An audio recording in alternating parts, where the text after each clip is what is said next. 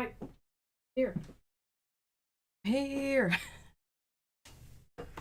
I hope you guys can hear and see everything. Oh, but I do. Hi everyone. Hi. 23 Art and Wonder. Kordzaru. Hi. Oh, okay. I see some people go by their at rather than their username. Huh. Hi Sassy. Who is Kordzaru? A watercolorist. Hi. Ain't me. Hello. It's me. Yeah, I think the YouTube update that's messed up everything. Hello, Moby Dick. Hi, guys. Bonjour.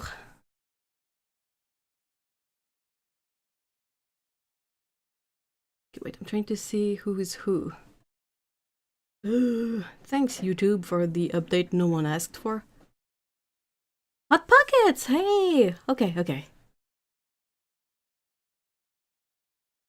Yeah, you kind of have to introduce yourself again, I guess. Unless your username is pretty, like your at is pretty self-explanatory. I think mine is a good example of that. It's the same. This subject also has the same, a watercolorist, Art and Wonder Studio.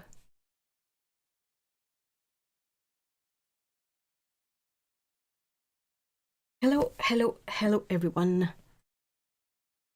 Melissa, hello. I saw that Auntie Patience was there too, and sorting out groceries. I don't know if she can hear, but hi.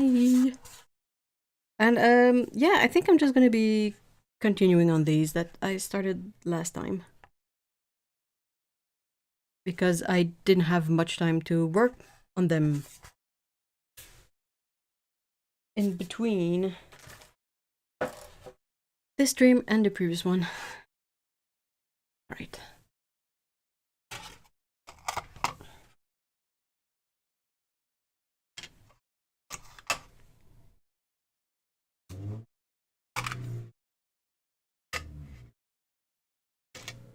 I don't know if that picked up, but someone is really eager with their car. Too excited. Okay.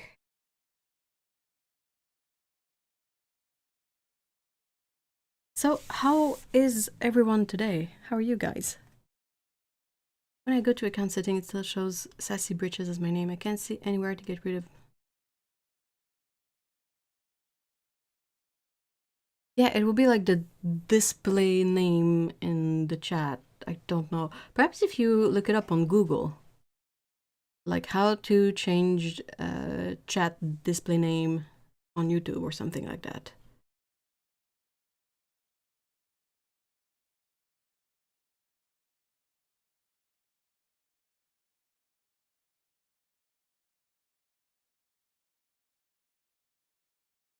Okay. Looking at the brushes. Okay. Keep going with the big one and the other one that I had taken out last time.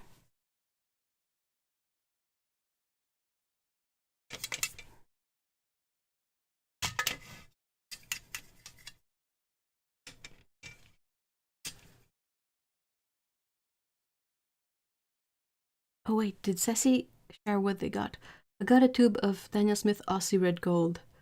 We finally restocked some Emily Lex books. Kneaded eraser to stabilize my camera. And some mesh bags.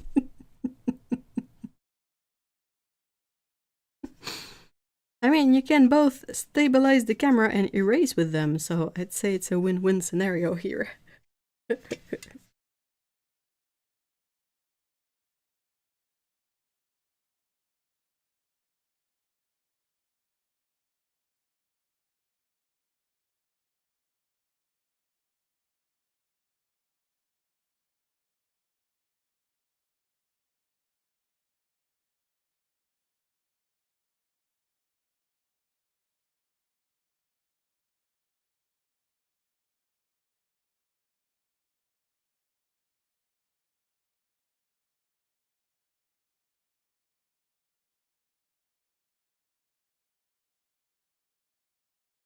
Or it's literally just changed to hot pockets on my display from one comments to the next. Oh yeah, but perhaps they just changed their handle to their at something something, because that's something you can set up, but I don't know how you can change what is displayed in the chat. Does that make sense?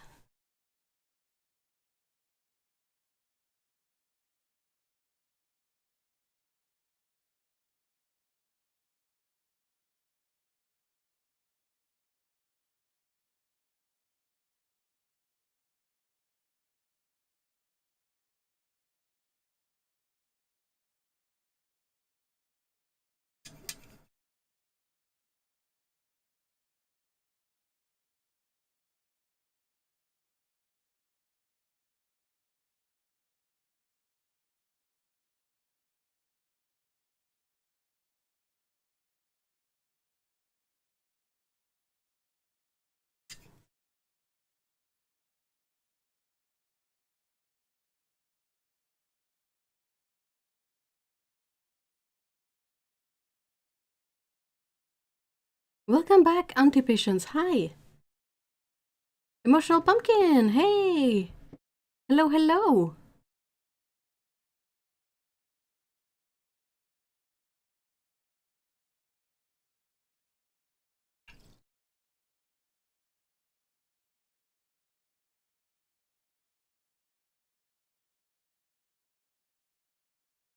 Yeah, did you get some good groceries? Anything exciting? Oh, that reminds me. We gotta talk, guys. You gotta help me figure out what are some um, sort of low-calorie meal options.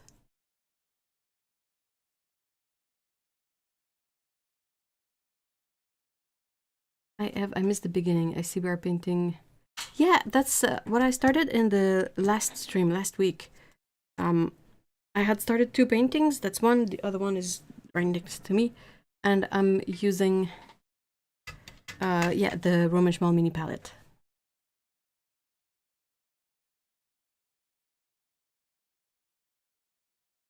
What? I found a process. What? Someone else is using sassy britches? No way. Nothing exciting, just Tesco click and collect. Aw. Like no like seasonal apples or a pumpkin. Why is my last comment blank? Is it? Mine is blowing up my phone.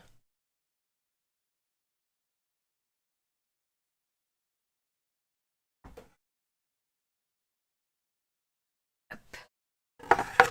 2 paintings at the same time because you gotta let them dry, right?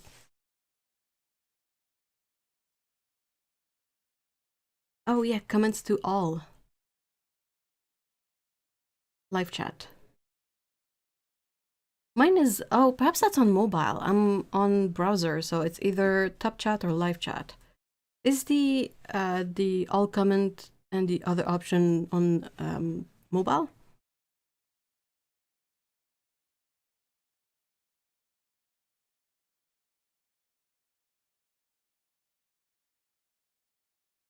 Hey, Lyra, hi. I want that mini palette so bad. I'm madly obsessed. It is a really nice little palette. And you can get it with or without colors in it. So that's also pretty neat to be able to get this teeny tiny tin at a very affordable price. Lana, hey. Hello, hello.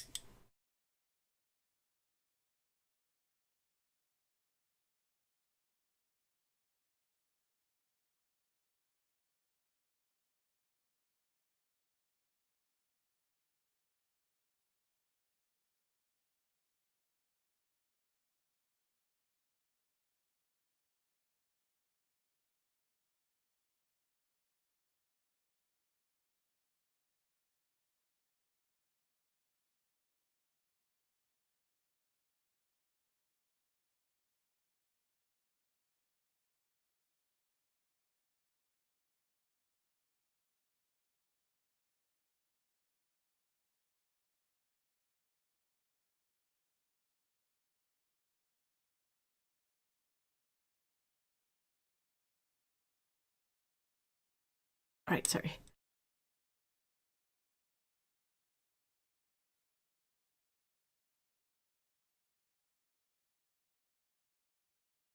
Low calorie meals. I usually eat a cup and a half of a bunch of salad. That is the matter.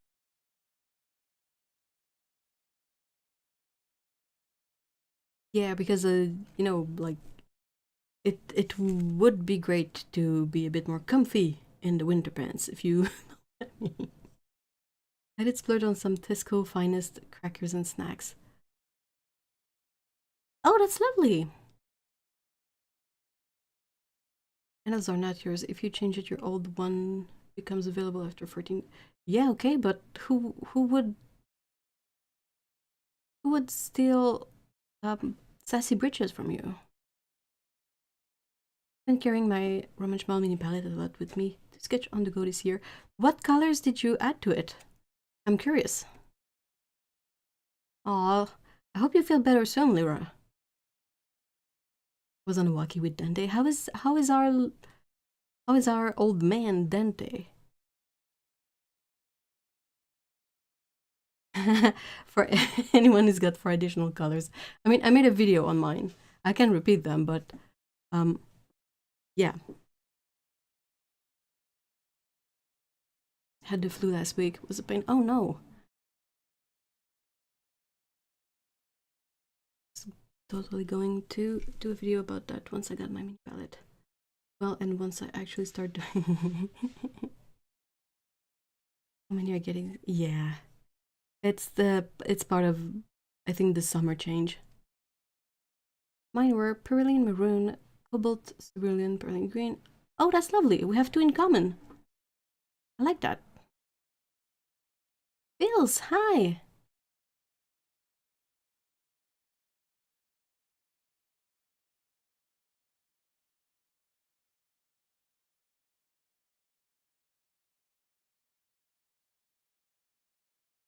I'd put in the Roman big palette the cool yellow, phthalo green. No.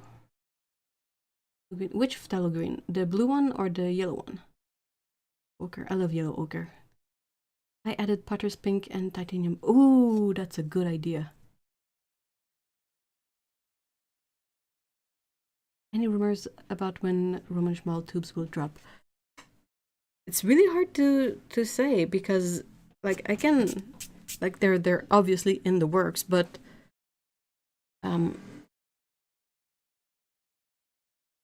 nice. There's no like timeline indication of when they will release.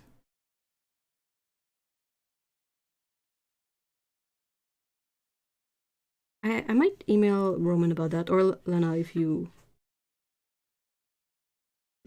one of us in the community could email him so it doesn't get like a bajillion emails all asking about the same thing.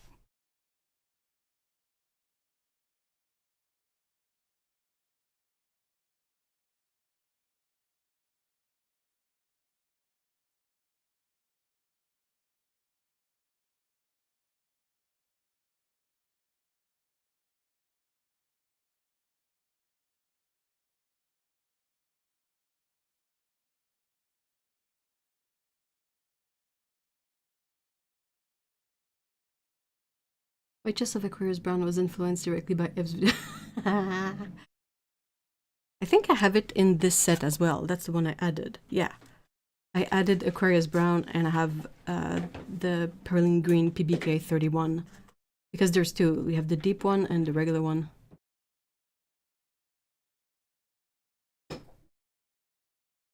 Potter's Pink and Aquarius Orange. Ooh. Oh, that's gotta be pretty.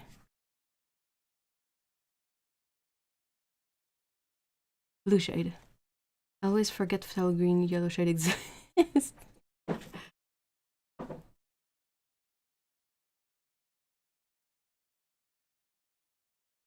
I could have sworn I saw Roman Schmal tubes on Jackson's. Well, I mean, if they're there, they're definitely new. Yeah.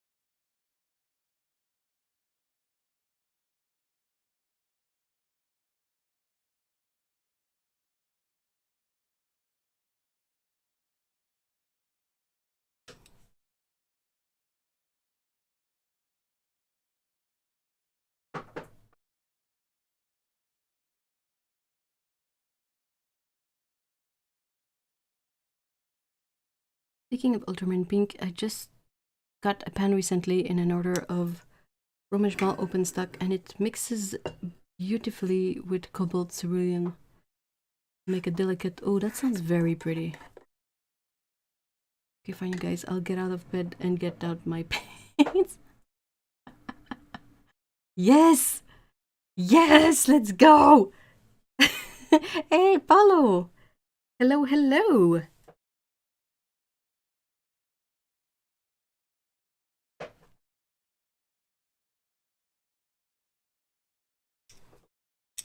Oops. When you grab your brush by the wrong side.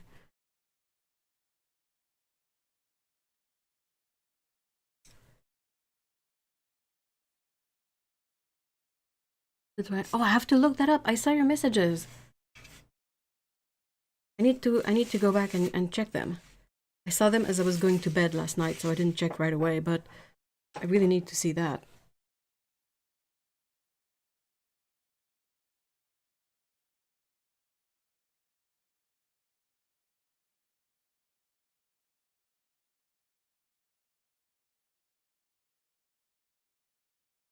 I might have to go around and do a little news video this week.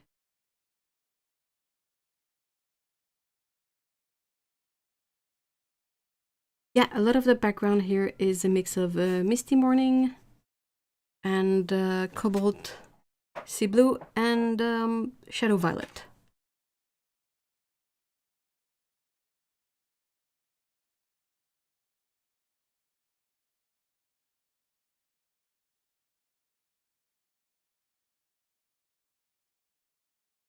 Is going to be all the rage. This is for artists. They have the whiskey box that Schminke also has, but in yellow and cyan. It's available in various colors. You can check out. I think it's a case for making, and they make their own paints, which I've heard mixed reviews about. But they offered the little bijou tins, the little tiny ones, in various colors. They have blue, yellow, red, green. Like, there's all sorts of colors. I'll have to look it up, really.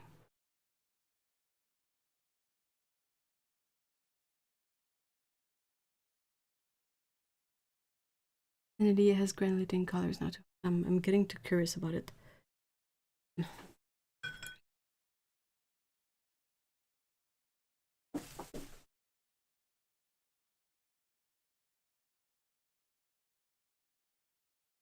Thank you.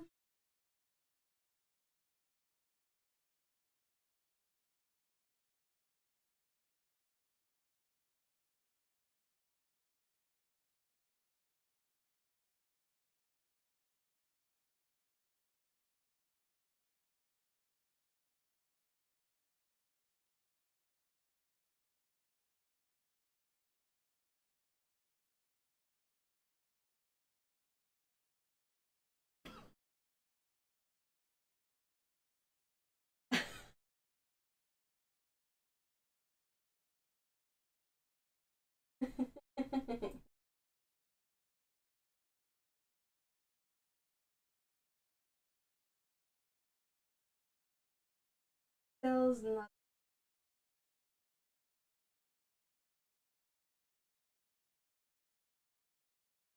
I have to check. At least now I have it open. I don't know if you guys can hear me, but now I have it open, so I'll be able to take a look at it later and won't forget.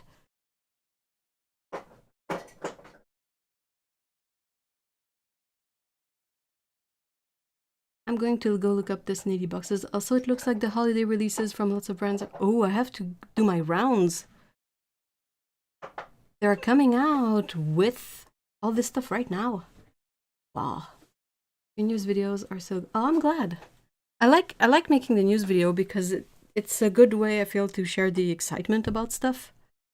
And, I mean, you guys are my go-to like-minded individuals to, you know, spaz out about art supplies. Like, you guys get it when we start, like, being super excited because a palette is released in bright pink. You guys get it. But if I were to mention that to perhaps my more regular entourage, I don't think they would fully grasp the meaning of the pink palette, you know?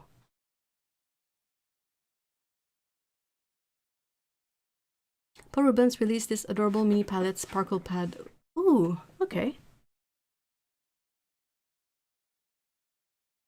Also, grabbing your brush by the wrong side is better than drinking your paint water. Speaking of which, is Kitty still...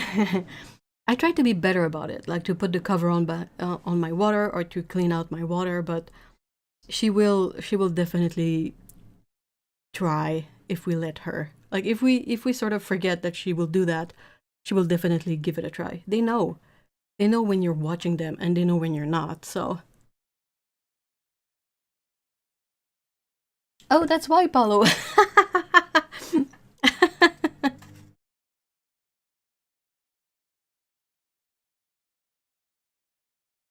I mean, you guys really...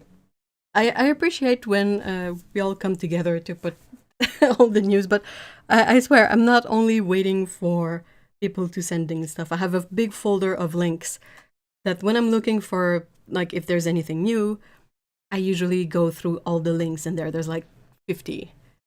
And it's various companies like social media, and I'll go look to see if I find anything that's new or that I had missed or that we didn't really hear about. And that's when I put together the news videos. Some releases are, of course, a bit more like they make waves right away. But sometimes there's a few things that I really didn't see.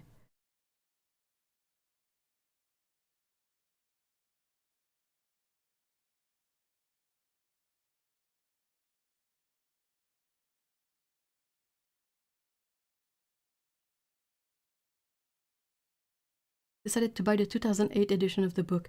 Oh, you'll be able to compare. I also need to look that up because I was sort of starting my mini vacation when you sent the images to me. So I need to see if I can find it for like an affordable price, because that's the kind of stuff that I really enjoy watching too. Like most of my, I don't keep a lot because, to be honest, I don't really use them. But most of my how to watercolor whatever books, they're all at least 20 years old. And I find that fascinating. I love it when I open a watercolor related book and you see all the old labels of things and colors that don't exist anymore and stuff like that. Okay, not the most useful, you will say, but it's like a window to the past of the medium. And I find that fascinating. I've seen copies on Abbey Books. I don't know how you're supposed to say it, but it's a bit like a sort of Amazon for used books.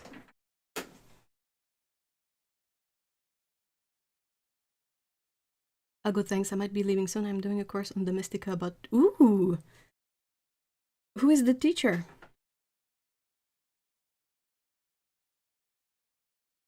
I always figured you had Google Alerts set for certain topics to help. No, not. I don't know. Perhaps that's a thing that I could set up, but I do it the perhaps the old school but simple way with my big folder of all the links. And I mean, it works. So.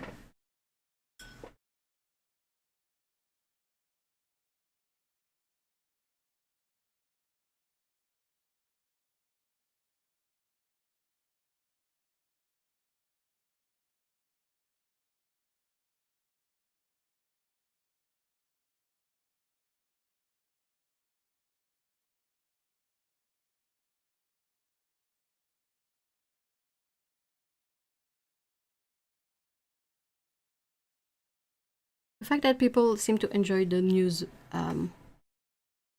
videos makes me really happy, because it's just nice to find people that get excited about this stuff too. And it's never, it's never about selling or promoting stuff. It's just about going, hey, look at this thing. Oh, look at that one. Look at this. Did you see that one? And sometimes, even if it's brand like White Knights, which are a bit more, you know, controversial, it's not about the brand per se. It's just about like knowing that this thing now exists. To me, that's the fun of it, in my opinion.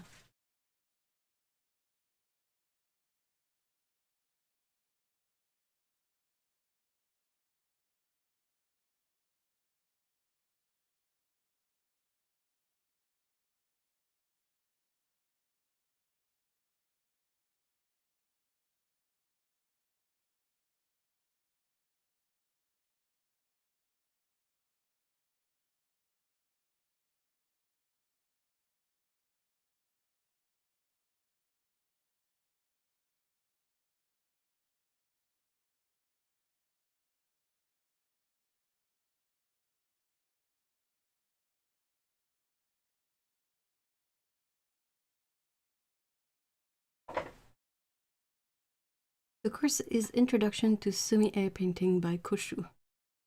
Sounds really cool. Yet again. Yeah, there's been an update and now everyone is going by their @handle rather than the name. That's how I said to info that something now exists. Okay, good. I'm glad. I don't want it to come across as a way to like just try to promote things to buy. It's really not the place I want to go with that.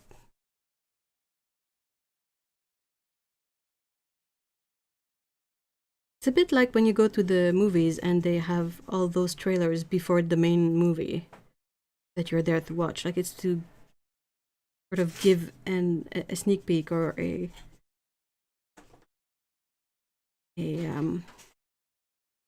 inkling of what is to come. Does that make sense? Hope it does. I think I was confusing the label for Agalo with... Okay, in a way, I'm glad because I was getting a bit like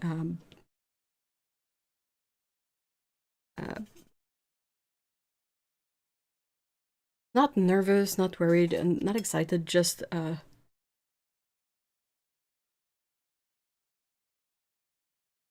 I think I would have been a bit weirded out that I had missed such a big like new thing.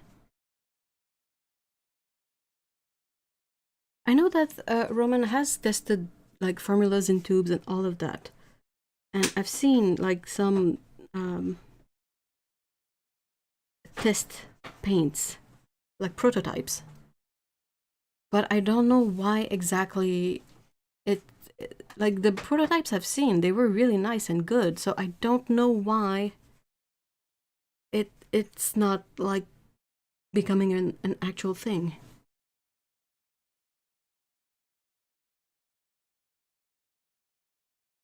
I find that incredibly fascinating as well. I remember watching a video about how Tyrian purple is made and why it's so expensive. Yeah, that's the one made from like brain. Come on, words, you know.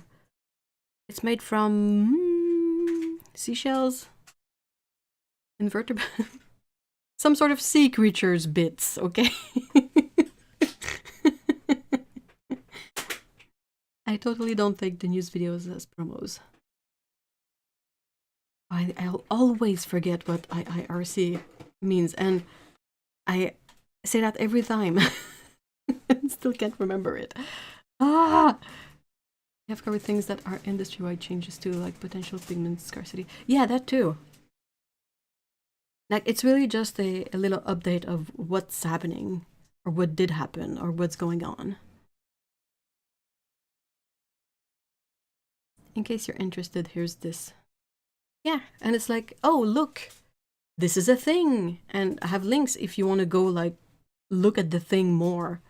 But that's it. I love collecting colors, but I also just love seeing what other people have in use, especially if there's modification. I love a good palette mod curated kit. And I love how to dupes. Yeah. Oh, snails. Snail clan. Thank you. I couldn't figure it out. I had it, like, I had the visual in my brain, but all I could think about was fossils. And I'm like, no, that's not. It's not a fossil. It's a sea snail. Yeah, made from brain. I mean, caput mortem, would that count? Oh no, they probably removed the brain, right, from the mummy. Tunisia, modern day Lebanon, was famous for it. Yeah. Oh, if I recall correctly, that's it. I need to put a post-it up on my like workspace because I always forget about it. My brain goes to in case you missed it, but it's like that's not what it is. Not one bit. Yep, escargot, which is snail in French.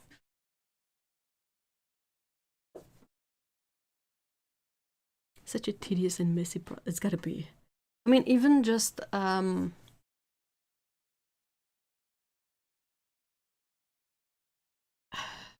why?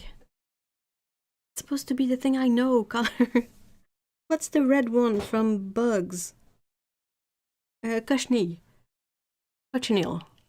Yeah. Even that. When I told my boyfriend about Mummy Brown, the look of astonishment was something. I think when I told Mr. E about it, we just laughed. Because it's... I'm sorry, what now? What are you doing to the mummies? I think escargot are food, the other sea snail. I mean, there's all sorts of types of snails and escargot and all that, but basically everywhere you would use snail, we would use escargot, whether it's the meal or the creature in the sea. Well, I mean, if you've been on a beach and you've had to, experience the smell of whatever is drying on the beach, I don't want to know what's the smell of the snail glands like.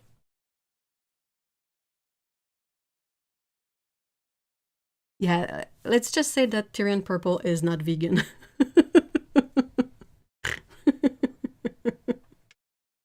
Definitely not vegan, that one.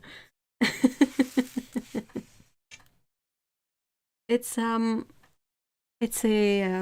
it's a little beetle that thrives on some cacti.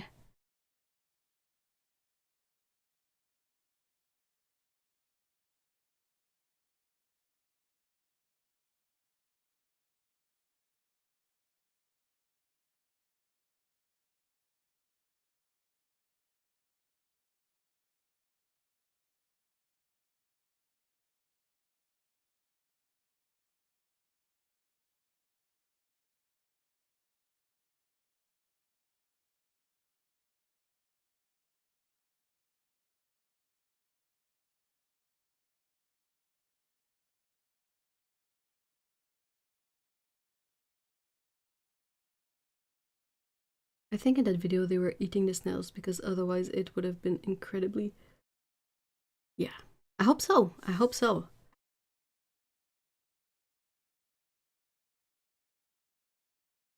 Definitely not vegan. They did not eat them. They must have. Paulo, there's no way they would just completely... Like, I don't think they were living well enough to just discard the edible parts of the creature that is used in the process. Ellen! Oh my gosh! Hello! Why? They did not, but why? It's even worse. We have big mounds of shells and... Well, I mean, the shells, it's more the residue, right? Because the shells, when you eat it, you don't eat the shell. That's the unedible part, hopefully.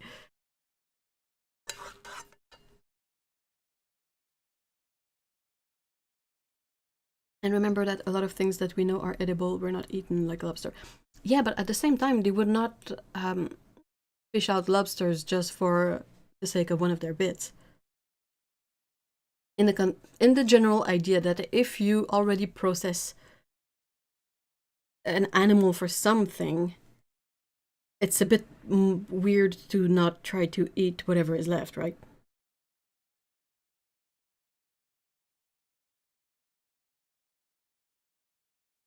I remember that. Like purple was only for the richest of the richest, or the kings and whatnot. I remember it from art history classes.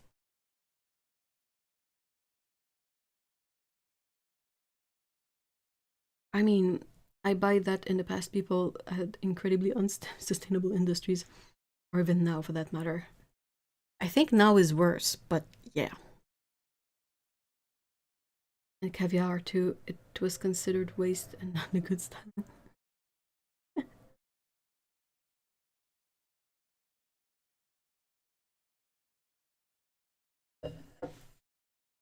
Wasn't that part of the reason why it was? Yeah, exactly. No, that's exactly it. More chances of public shaming.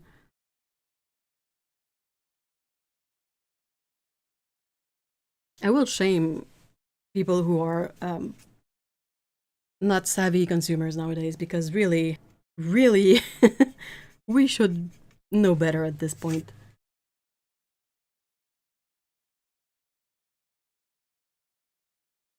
Even if people were allowed to own purple, who actually had the money to buy it? No one. Listen, I have no problem admitting that bologna is my favorite lunch meat. It's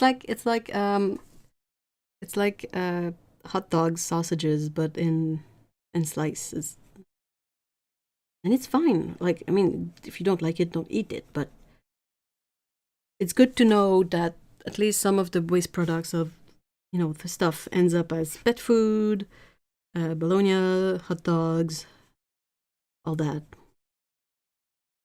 mystery meat.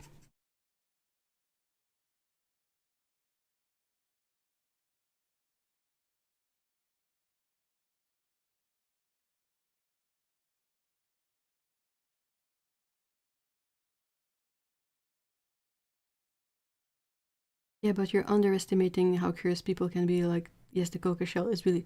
I mean, I'm with you there. The subject number 23. I think that everything must have been tasted at some point. And if something was yummy and they had too much of it, it probably went the way of you know, the plate. But I'm not really researched on that topic. That's just my assumption.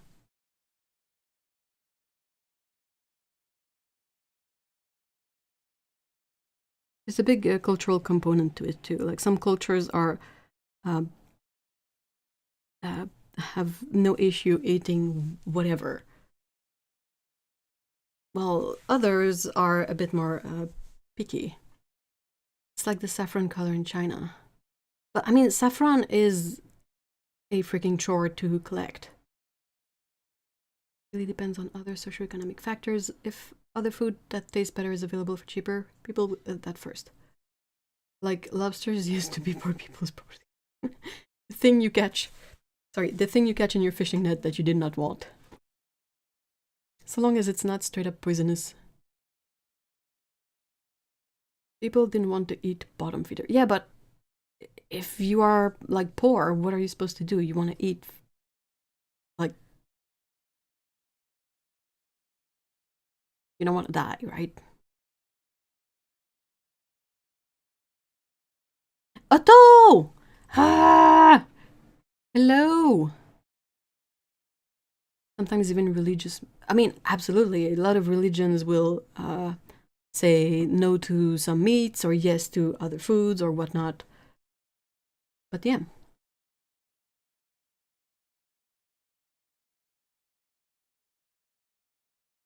Then did die before telling. Good, because.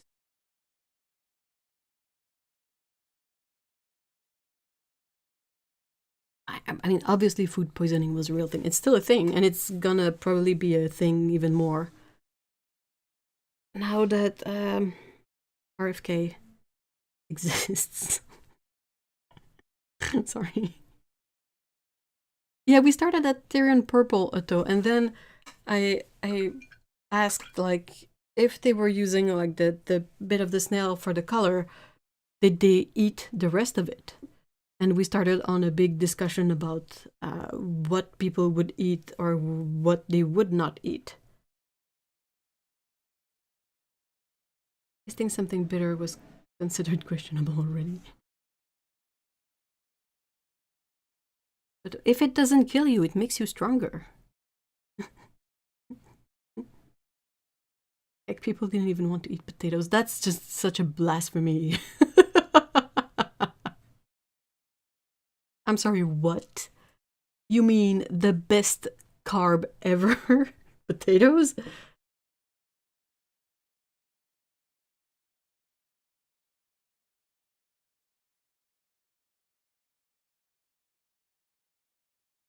If you're poor, what are you supposed to eat? Some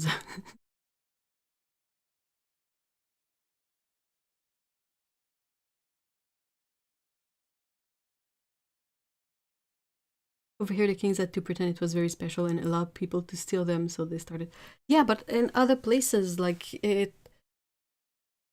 there's such a big part of the thing that is circumstances, I think.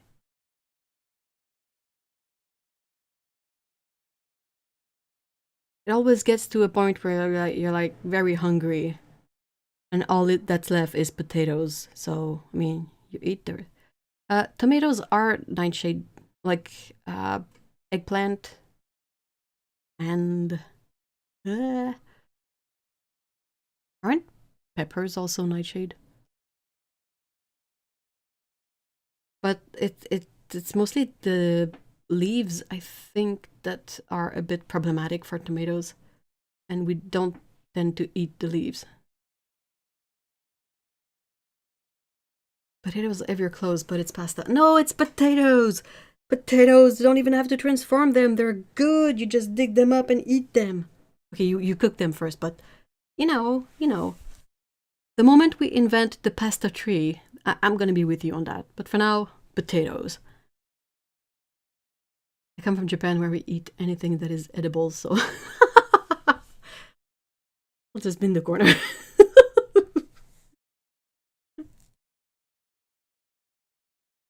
There was a brief interest in growing poison ivy in Europe as a. I mean, it is pretty, but you don't want to brush against it. Yeah, potatoes are nightshade. Absolutely. Potatoes, eggplants, tomatoes.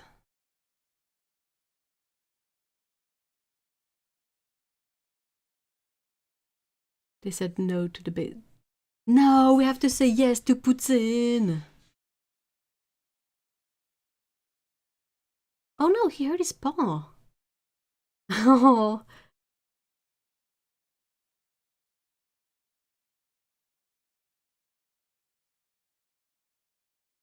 There have been times in my past when I tried to quit chocolate sugar. Got so desperate that I ate.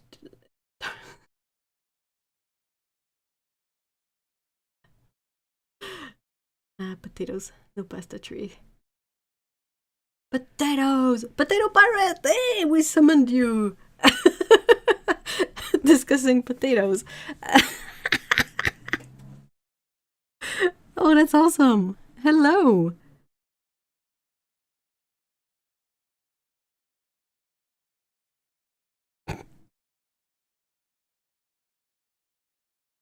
Oh man, potatoes are so good.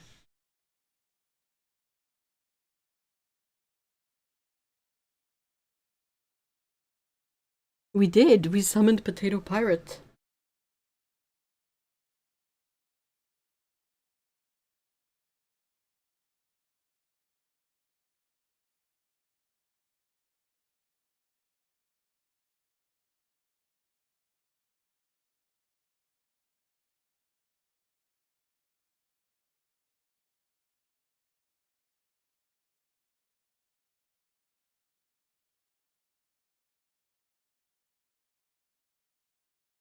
I don't know why YouTube tried to censor LUL.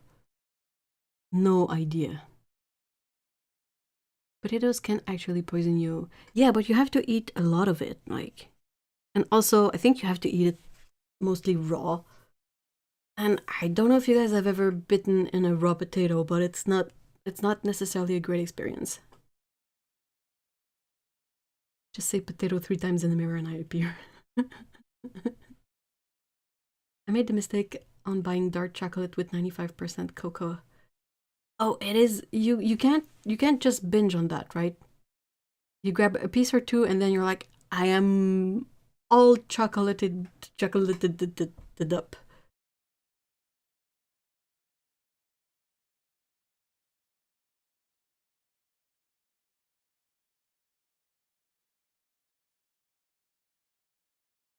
Also plantains. Plantains are amazing carbs. You want them salty, cook them on rice. Want them sweet. Yeah, they're really cool, but they're not available everywhere though. And over here, uh, you kind of have to make an extra effort to figure out how to eat them. Whereas potatoes are pretty much something you eat from the moment you're born. You know? Somewhat traditionally, I mean, of course. Chocolate with anything over 70% is just foul. It's a different experience. You gotta stay positive. But I agree, around 70% is usually the best. Like, it's the sweet spot for chocolate, in my opinion.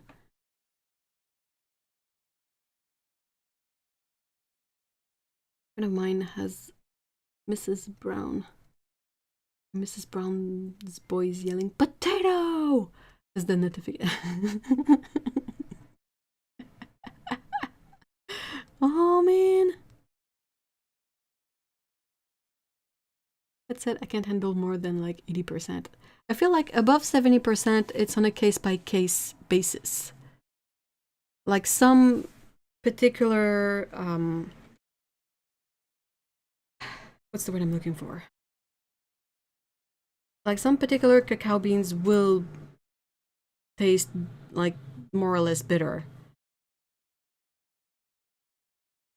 Yeah, I did ask for low-calorie ideas, but, you know, this is just what we do. We can go back to it at some point. It's not...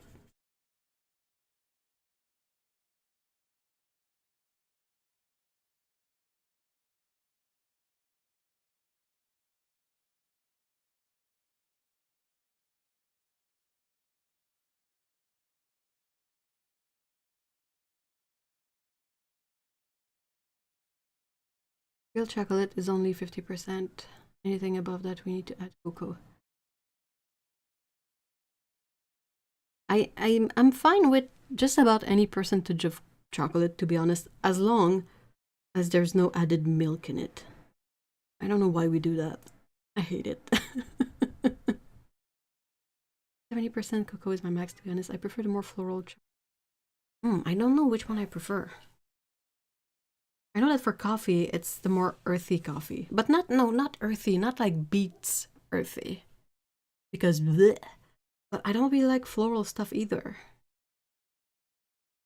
Like the sort of more like grilled or like nut flavored that are yummier. Plantains are amazing. Me and my mom are the only ones in my family that eat them, so it's rare. All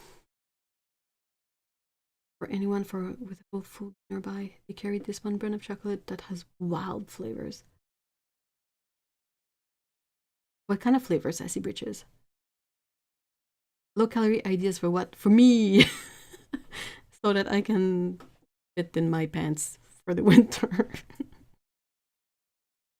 Sorry.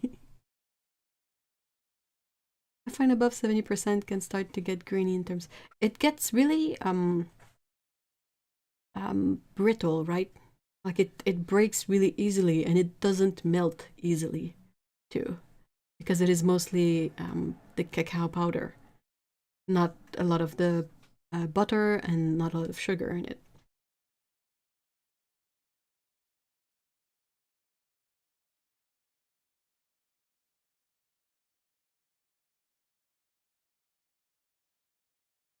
Like all chocolate, well, except the one that is not chocolate. Which one is not chocolate? Follow. Conversations here are like my Wikipedia searches. We start pretty much, right? A way of making a meal. Half the carbs. Oh, okay, that's a good trick. Beets aren't earthy, they are mud. I mean, I'm with you, you know that. Like I'm exfoliating my teeth.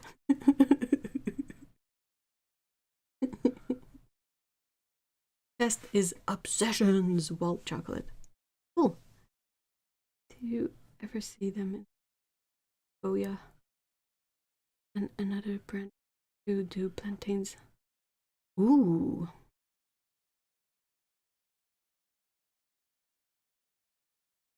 Well, enjoy your breakfast, Amy, and thank you so much for stopping by. Beets are nice. You need a vinaigrette. Beets are nice. You need a trash can to go with them.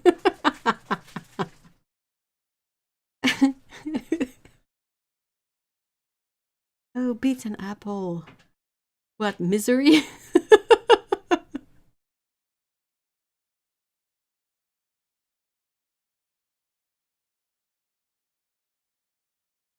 And add on Dubai. Ugh. I love that they call it Dubai chocolate, but it has nothing to do with Dubai, right?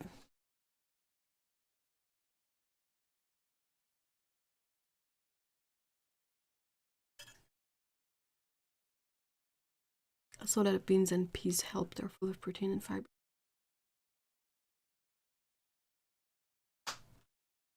So, more salad, more beans.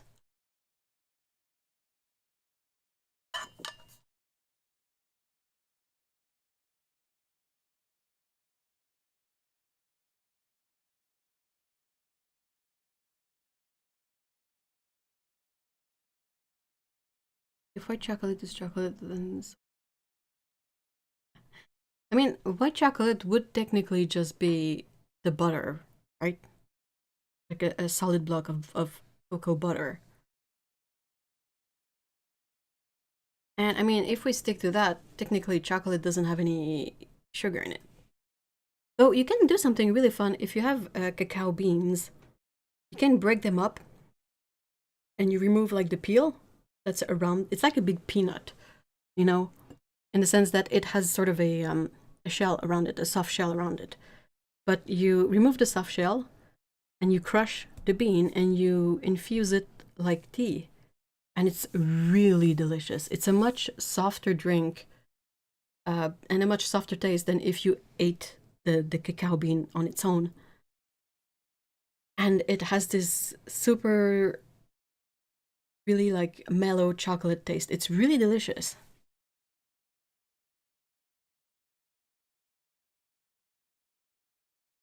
I used to really dislike beets, but I've come around to them. I haven't figured it out either. They're just literally like if I tripped and fell into the woods and fell face first into mud and ate a mouthful of mud, same experience. Exactly the same thing. What is this Dubai chocolate? Oh, white chocolate is chocolate. Oh no. The Dubai, yeah, it's a confection that has chocolate in it, but also pistachio, and there is some crispy bits, I think, in the chocolate. I'm not all that familiar with it. I've heard about it. I've heard it described a couple of times, but it is such a weird mashup of things that I never remember exactly what goes in it.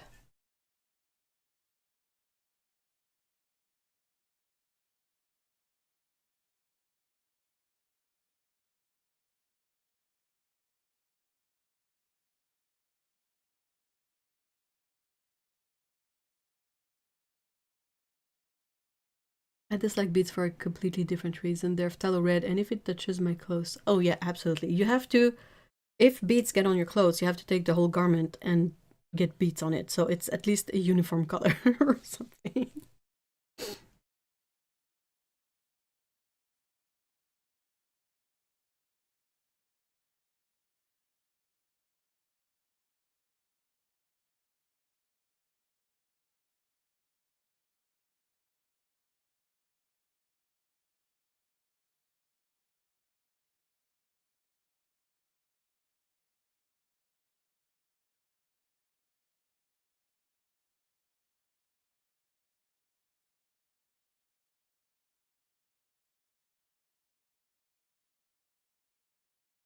Sorry, I'm just finishing up my decaf and catching up on stream, on chat.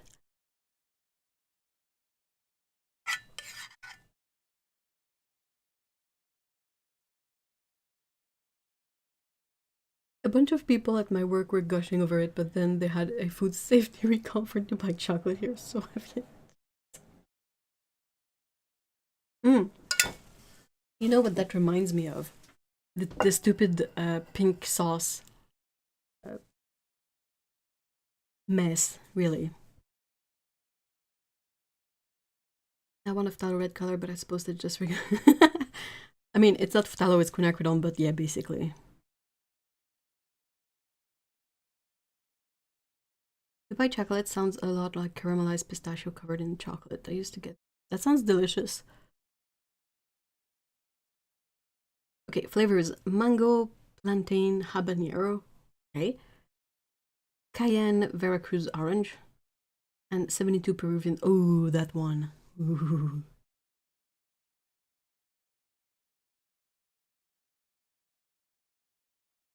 I like the kataifi found in Dubai chocolate though. I don't know what the pink sauce is made of, but there was a big uh, worry about the what's the words I'm looking for? Whether or not it was safe to eat or not. Like it would be shipped out in conditions that uh, were not uh, conducive to preserving food.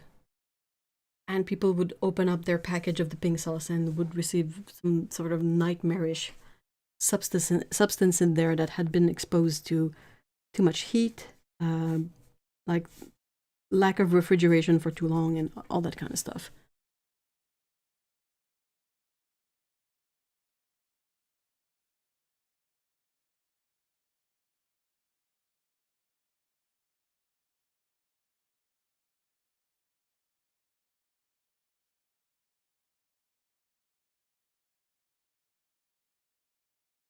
The most recent controversy here is that one of our usual Dr. Jane shin makeup. Oh no. Ingredients initially featured dragon fruit, honey, sunflower seed oil, chili, and other ingredients. Yeah. Okay. Oh no! Emotional pumpkin, what? Oh man, that must have looked like murder in there. I'm sorry.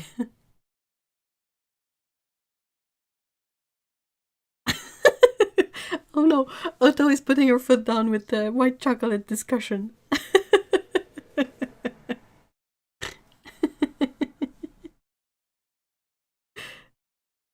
uh, okay. Thank you, a watercolorist. So, Dubai chocolate.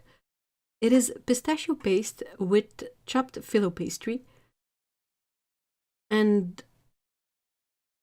what, covered in chocolate, I guess? I mean, it sounds delicious, mind you, but I don't know why people would make such a fuss about it. We can say that white chocolate is sort of the weird cousin of the family, but you know, still part of the family, but not quite like the rest. I think I made it worse. Oh no.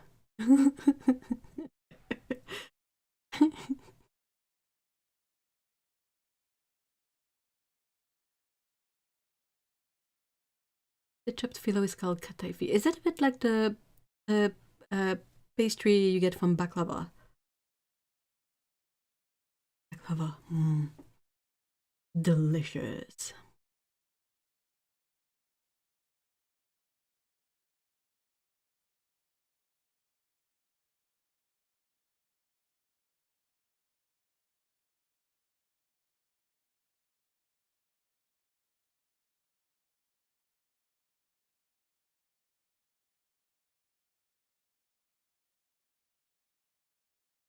I just realized I am the white chocolate of my family.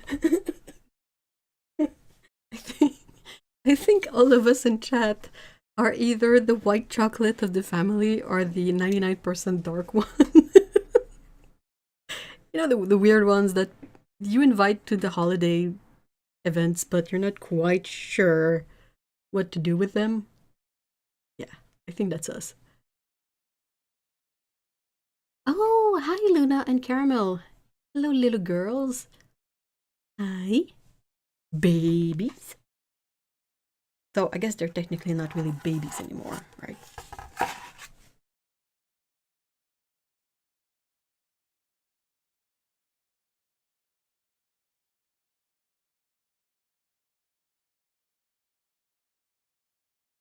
Another very famous argument is the pineapple on pizza debacle, or debate, or whatever you want to call it.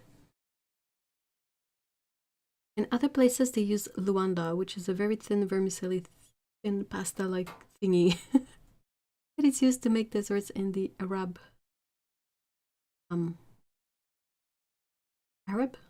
Yeah, I think that's how you're supposed to say it. North African and Turkish culture. Cuisine, sorry. Blah, blah, blah, blah, blah. It tripped over my tongue 27 times.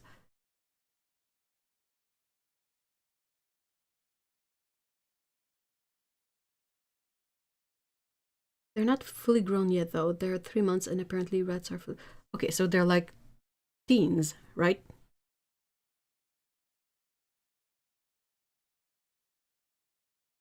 Oh, hell no. This is a hill I will die on. No pineapple on pizza. No, this is not a debate. Pineapple is fine on pizza as far as the stream is concerned. And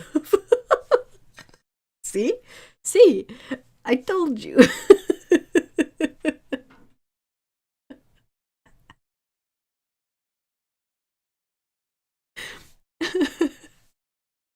Oh, not Luanda.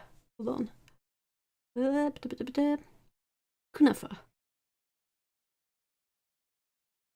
I'm not familiar with any of these, but I think I see what you mean.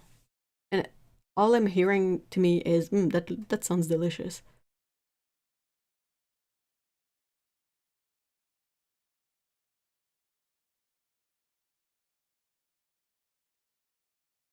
Chocolate pizza is quite a very common... Hold on. Pineapple is not the worst thing to put on pizza. In fact, pretty alright. That's a very elegant answer. I would suggest, though, I would put forth to the pineapple fans out there.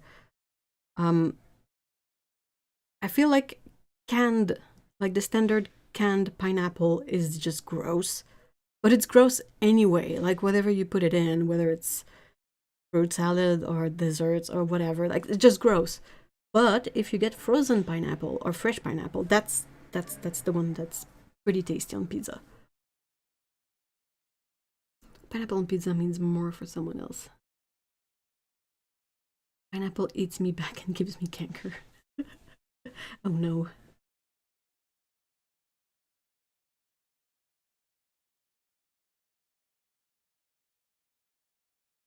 Oh, that's interesting, a watercolorist. I'm so hungry now. Am I the only one who's been extra hungry? I've eaten so much good stuff while on mini vacation, so...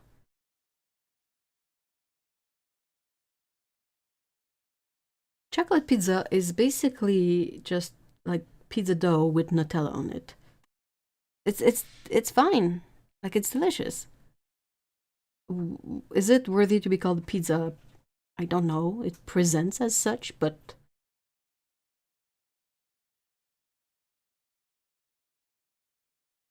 that's a very good question, Sassy Bridges. I don't think I've ever had pistachio muffins. Lana just threw in a grenade. Chocolate pizza is a cake.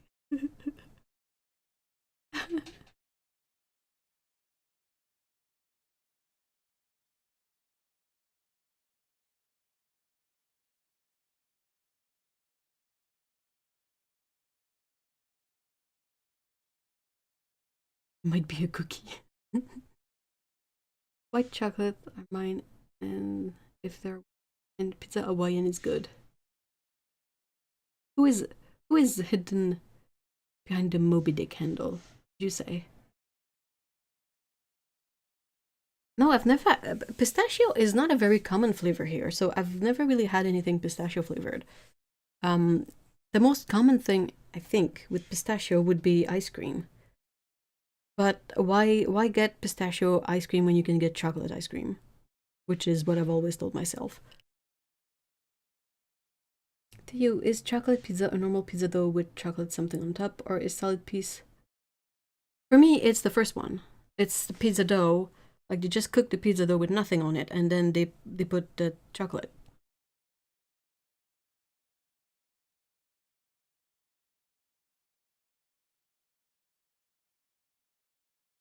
I don't think canned pineapple is pineapple at all. Fair. Also notice a lot of people on the global north eat pineapple. Yeah, but we do what we can, right? I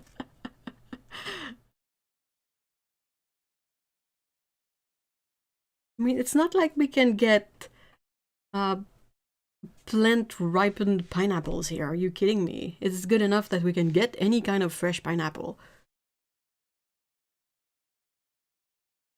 So I feel like I'll reiterate, but the winning sort of in between solution is frozen pineapple. It's ripened on location, and it's frozen, and then it's sent here, and it's good. It's not the weird canned stuff. It's actual pineapple. It's very serviceable.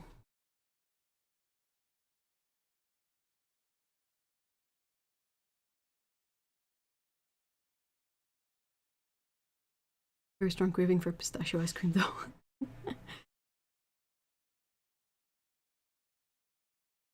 You get good pistachio ice cream, it's way better than nah. Nah.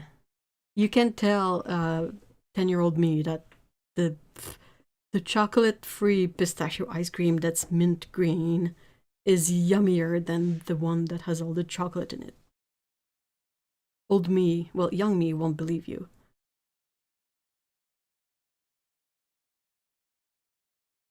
It's just nothing flavored ice cream with nuts in it.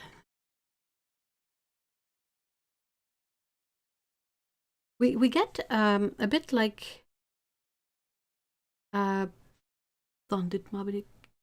didn't say. Are you new? Because the thing is, YouTube rolled out an update, so everyone has a sort of new username, quote unquote. It is their at handle rather than their previous username. So if you used to be a regular here with a different name, it might have changed. French Canadian, formerly from Montreal. Hey, Montreal! Poutine!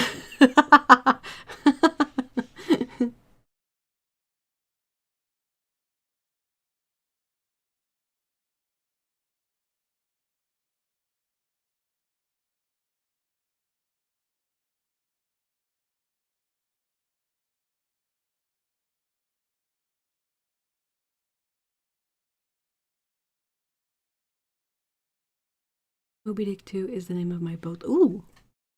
Pretty cool.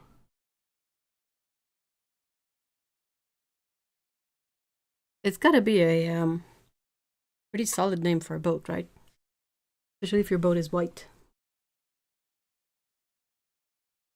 Yeah, frozen pineapple would solve the issue, but would not be the same because pineapple is pretty watery, so it would... Yeah, the texture is not there. But if you are making something that has like blended or cooked pineapple, it does the trick. At least it tastes good. Whereas canned pineapple tastes like wet sawdust.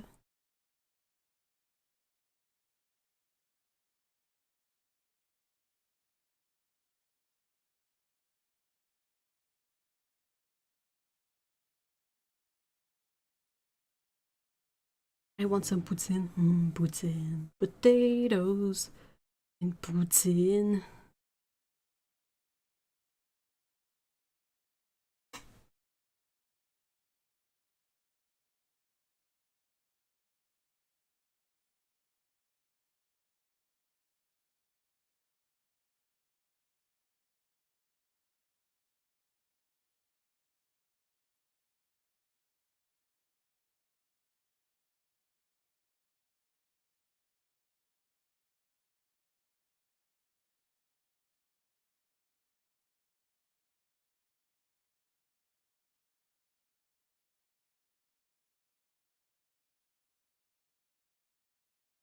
This stream is making me so hungry. I'm sorry. And pineapple tastes like... Yeah, that's true. So does the juice. It is just metal juice, isn't it?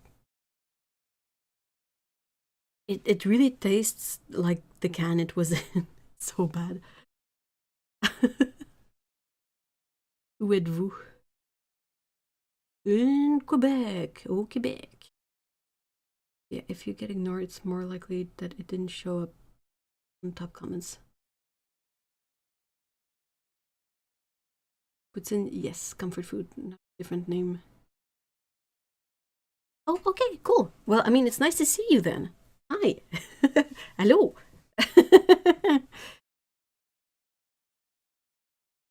It's just difficult because of this new sort of setting that they rolled out. They never warn, or perhaps I missed the memo. Maybe that's it. Maybe I just missed the memos because I feel like every time they roll out something weird or new or stupid, it's always a bit of a surprise.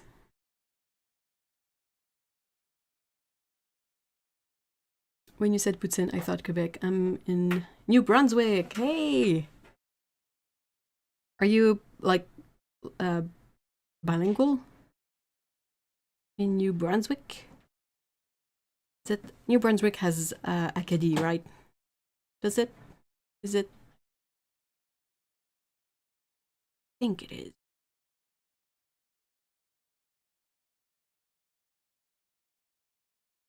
Puts in the universal food. You can have any kind of like fusion derivative option for puts in. It's basically potatoes, something, cheese, and sauce. There is a place called, yeah, there is. Of course there is.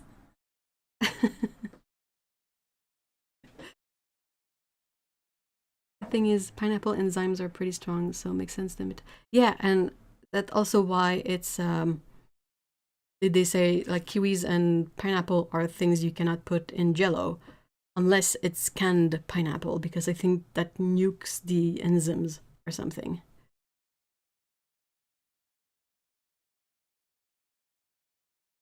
I'm near Granceau. I don't know where that is. I know I went to New Brunswick when I was a kid, but it's been a really long time ago. I had family in that area. Bonjour, aussi. Yes, my boat is white. An even more fitting name then. Brunswick is the English name of the city I moved to. Oh, interesting. Yeah, we have New Brunswick is a province of Canada. All of we Canadians are crawling out of the woodwork today. You can tell winter is on the way. We are already starting to live the great indoors.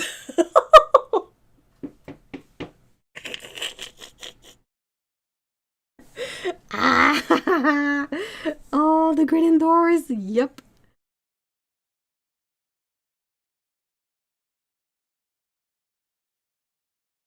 Wait, hold on. I need to see if I'm proper setting. Because I am on, oh, sorry about that. I am on browser.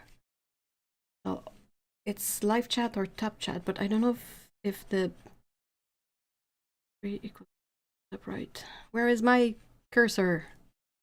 Come back, little cursor. Okay, so it's gotta be for live, right? For mobile. Overlay. Oh, I didn't know papaya was one too.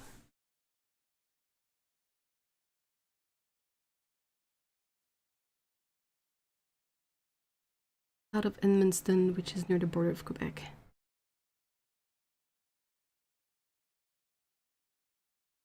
Just clean up my craft room for winter hibernation time. I mean, you never know when you'll be stuck in snow, right? New Brunswick is one of the Atlantic provinces. These are fabled provinces that most Canadians don't believe exist. I think a lot of Canadians perhaps think they're part of another province. Like, oh my gosh. Prince Edward Island, Nova Scotia, and New Brunswick. It takes me a moment because I kind of always talk about them in French. my gosh, Cage Crow, thank you so much. That's very kind of you, thank you. I like to give super chats when I can. That's much appreciated.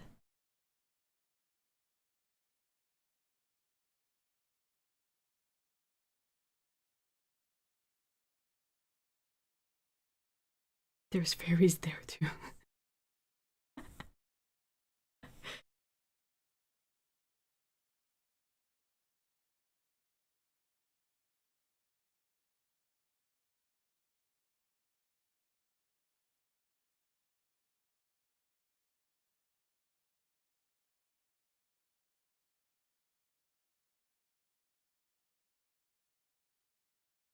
Oh, that's interesting. So it used your your username for the super chat, but still has your handle for the chat.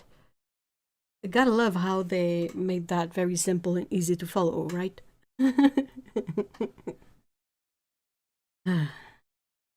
What a bunch of clowns. Oh, and Newfoundland and Labrador, sorry. So they're kind of an entity unto themselves. Labrador is quite something because it's kind of big and empty. And technically it's really wedged in Quebec, right?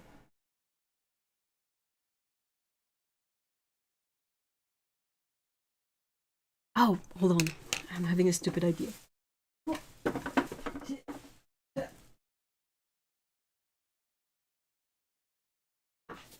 Right.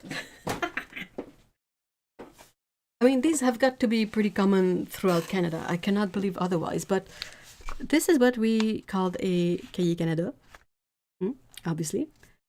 And this one is not mine. This one I bought a used book and it was in it. And yeah, so basically all the Atlantic provinces are all like in this little area here with Labrador is here, but you know, this is and everything else is in Canada is like huge and oversized and spacious. And then you get to these teeny tiny provinces here.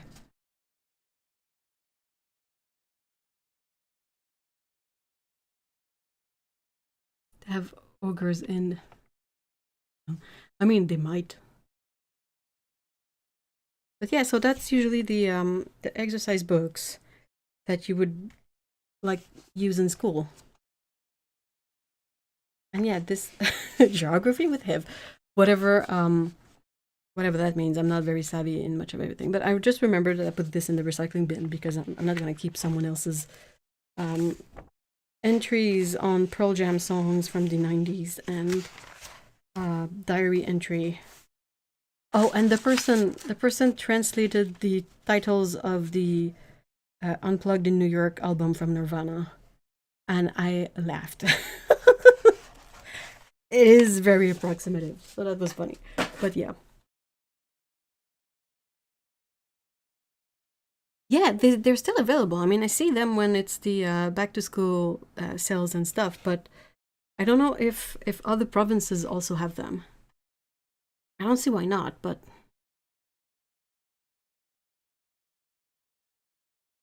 Peter Schiller lives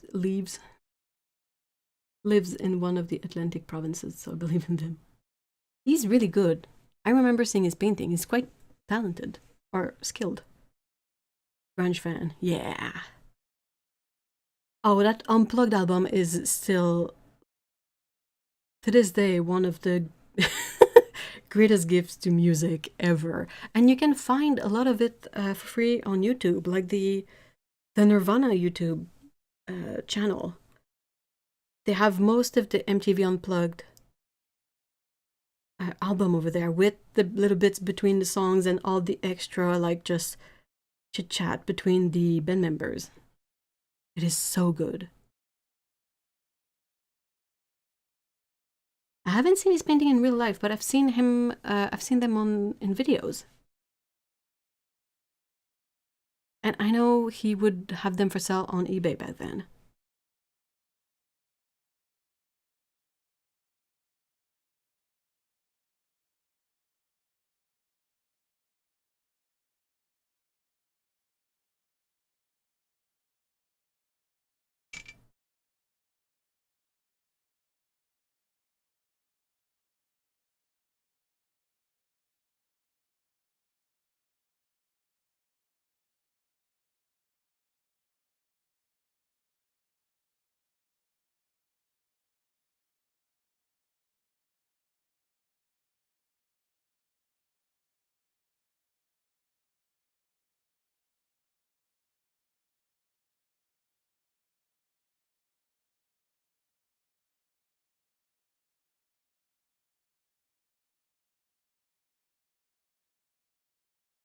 I saw a Pearl Jam concert a couple of years ago and it was amazing. Hadn't listened to them in literal decades before. Oh, that must have been really cool.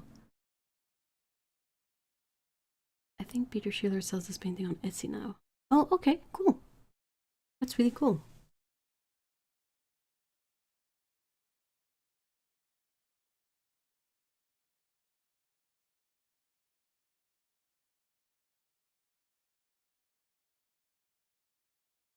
The documentary they made about Kurt Cobain, titled a montage montage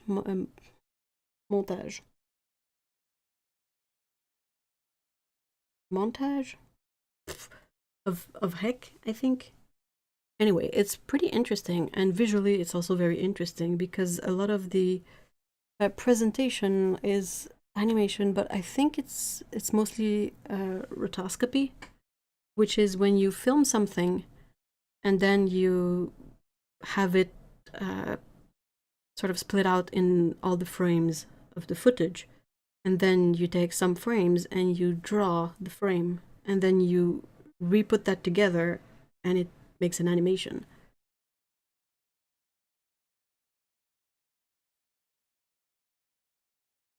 Just say montage in French. Montage. Montage of heck, I think, is the name of it.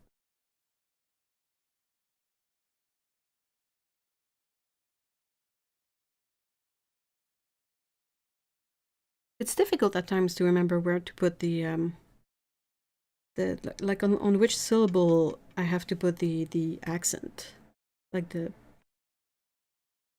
anyway. Yes, in English we pronounce it. Oh yeah, bad French. That's a good way.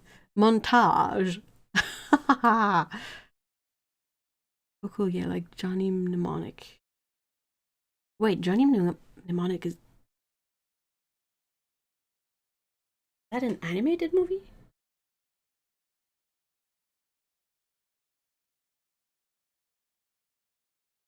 I mean, they did it for a lot of Disney movies too. Like when the like when Sleeping Beauty is dancing and stuff like that. I think Don Bluth also did a lot of it for his movies.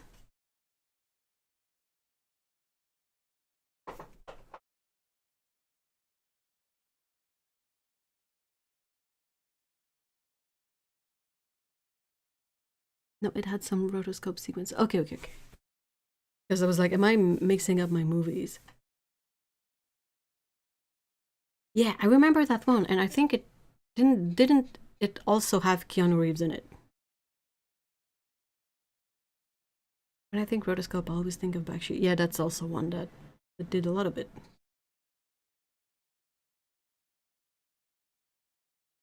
And I mean, it's not a bad way to do animation because you still have to know how to animate to make it work. You can't just, film stuff, trace it, and call it a day. You have to deal with the timing, and sometimes it's just a reference, so you don't necessarily draw exactly what you filmed. You have to be able to, draw the animated scene. It's kind of darkly. Yes, that's it. Thank you, Ellen.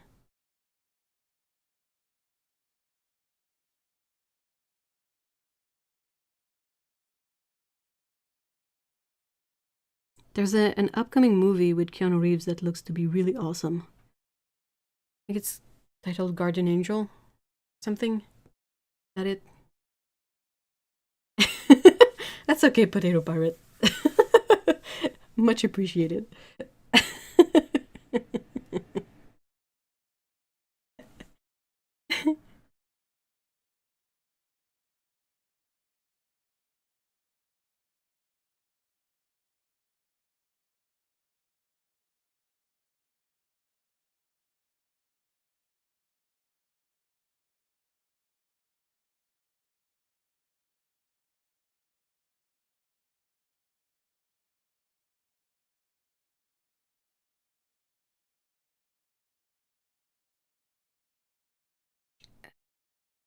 Guardian Angel? Yeah, that might be it.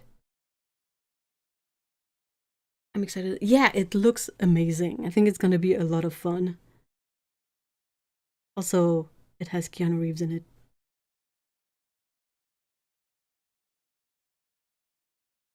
One of those actors where I find myself always hoping that there isn't a day in the future where we all learn out that he's a creep of some sort.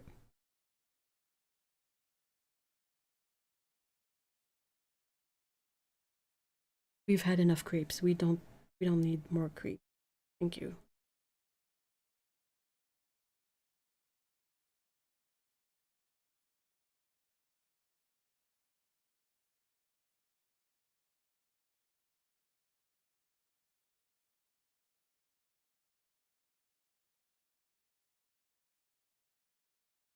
Oh. Oh, hey, thank you so much for being here, Freebird. I hope you have a great evening. What's for supper? He's really likable, I agree. He's very relatable as a person, too.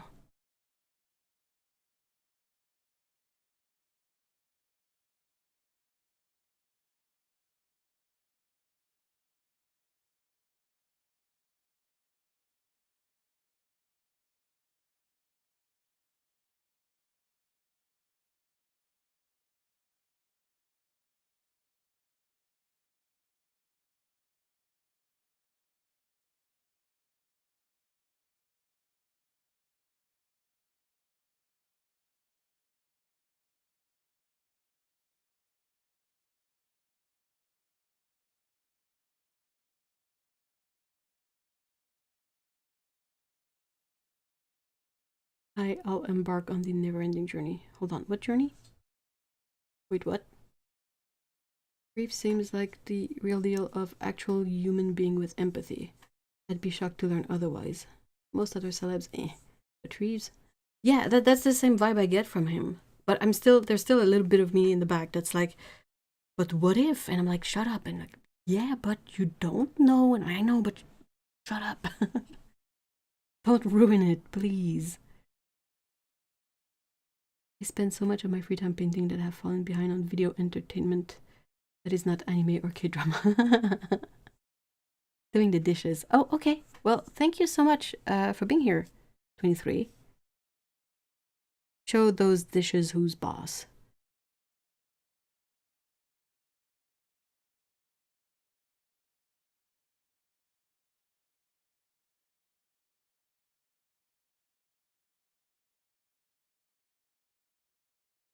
And I mean, you're right, Ellen. I agree that generally when someone turns out to be a creep, there's a bit of a. It's never like a full 100% surprise. Like,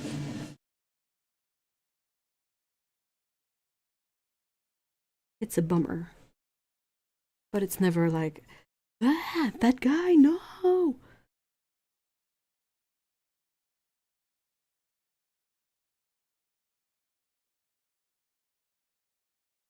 There are so many ways someone can have unsavory takes nowadays, though.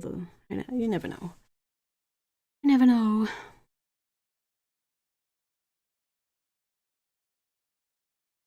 Ladies, if you loved Our Flag Means Death or the love story, like 6 packs.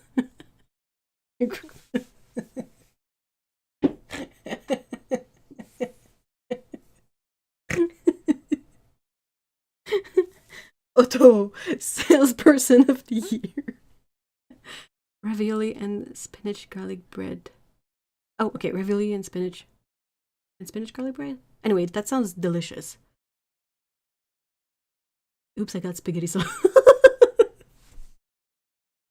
Oh, and Ken Reeves has. He does. Ooh.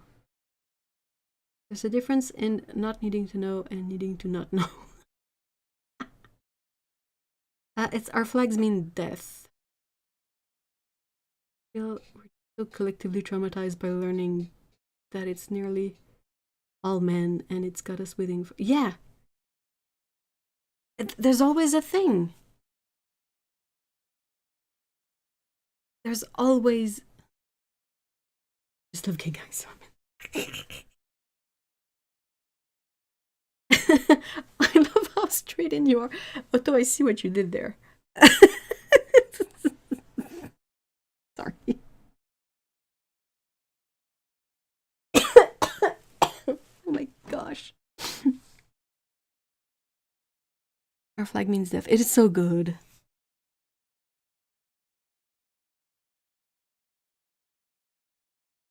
Did you end up watching season 2, Otto?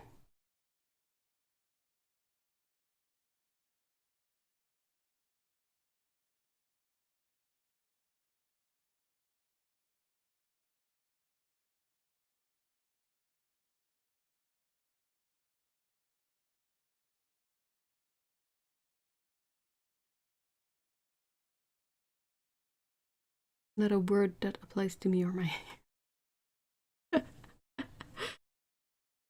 I was not so shocked about Johnny Depp, but I never enjoyed it. You disappoint. Oh, seriously. I mean...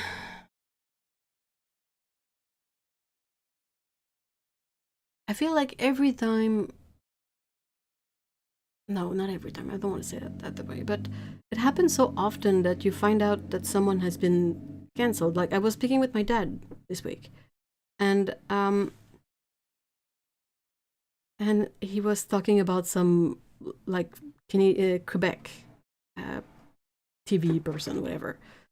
And I don't really watch a lot of local TV. I don't watch TV at all, actually, but I watch like movies and series, but that's it. I don't watch like TV programming. And he mentioned a name that I had heard before, and I was like, "What's up with that guy?" And he was like, "Oh, basically he got cancelled. He got canned because he would get to meeting and just like drop his pants for no reason at work meetings." And I'm like, why? Why do people... How does that ever come across your brain as an idea and you don't go, why would I do that? No. Why do you go like, hey, let's do that. I'm going to drop my pants and show everybody my wiener. No? No, I haven't got on to season 2. I mean, season 2 will feel better, right? It's like you stop in the middle of the story. And thankfully, season 2 is not traumatizing as season 1 in the end. Oh, Louis C.K. All of them. All of them. All of them. Like, oh, I like Bill Burr, and then, I mean, not creepy, but you find out that he took Saudi money to go, like, to a humor festival. Like, dude, I thought you were one of the good ones. Ah! I'm so salty that it never got a third. Yeah, me too. The one that traumatized me. Oh, Bill Cosby. Ew. Ew. We need to pooing it.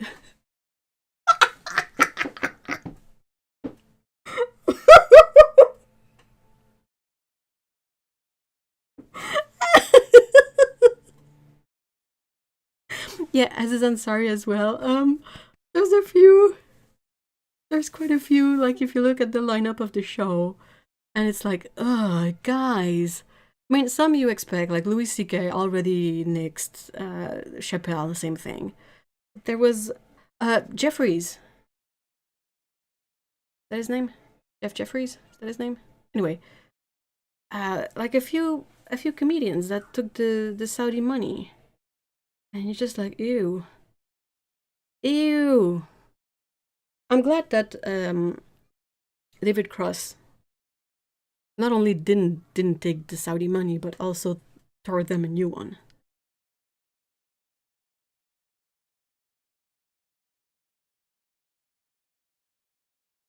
It happens with women every once in a while, but more often than not, it's always men. I'm like, geez.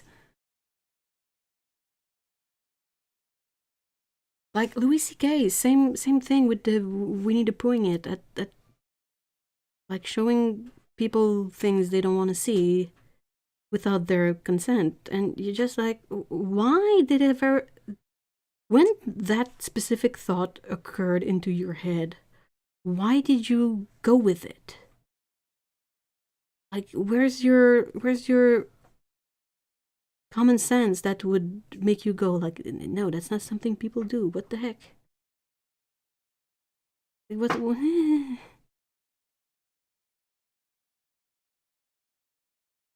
I remember being particularly icked by CK after watching an episode of his TV series back then, where he kind of does something, and I was like, that's kind of icky actually.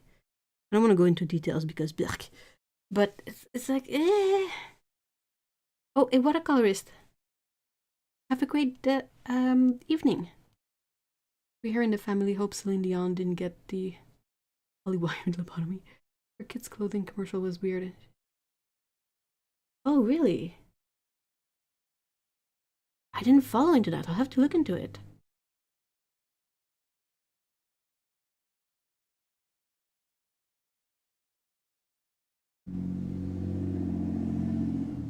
You saw...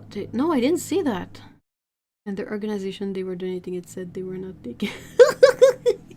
We don't want your blood money. We don't want your blood money.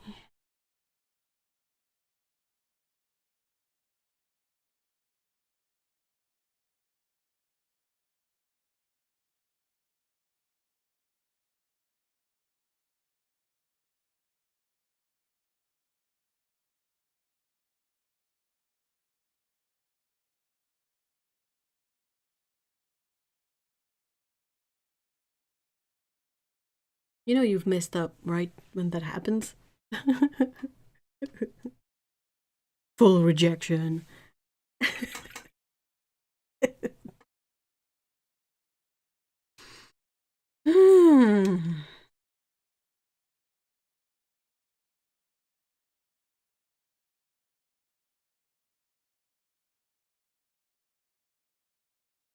We prefer.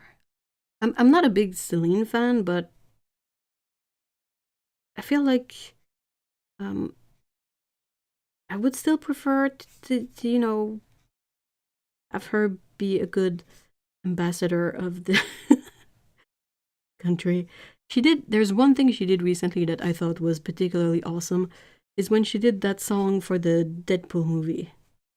I don't know if she did it for the Deadpool movie, but the fact that she went with it and they used her song for the Deadpool movie, I was like, okay, that's funny. I like that. For me as a man, all of this is rather unsettling. That cat supposes what I imagined the character.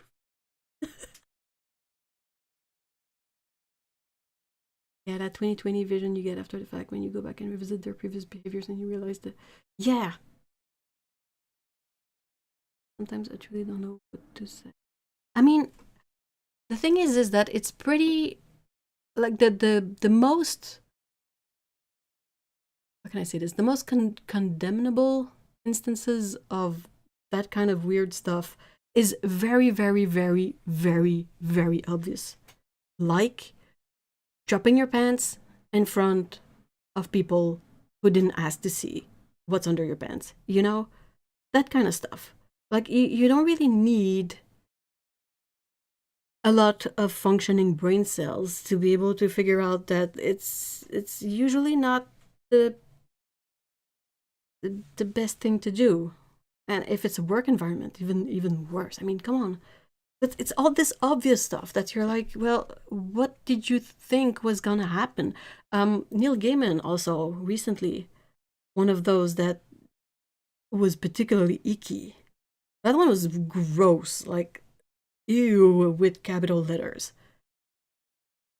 I would love to have a beer with Celine Dion. I think, I think so too. I think she would be fun to talk to because of her experience and the fact that she grew up here. So I think there's something interesting in that. But yeah.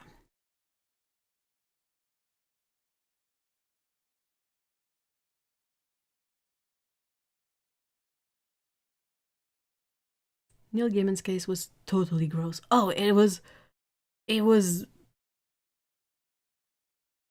flabbergasting, like how bad it was.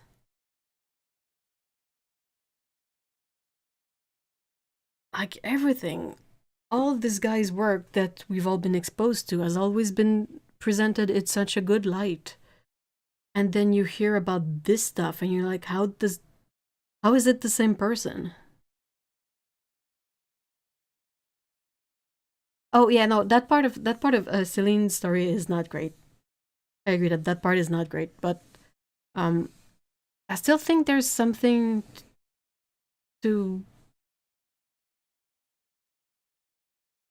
like, I would love to hear from her point of view whatever that ends up being.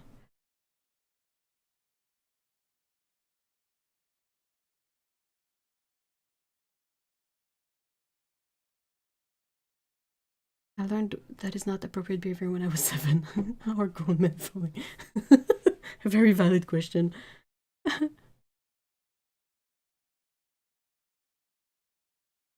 What if you go back into his work, especially on things like Sandman, you can start to see the. Oh, really? What was portrayed as okay before this game and himself as an empathetic. Oh, oh, interesting. I've mostly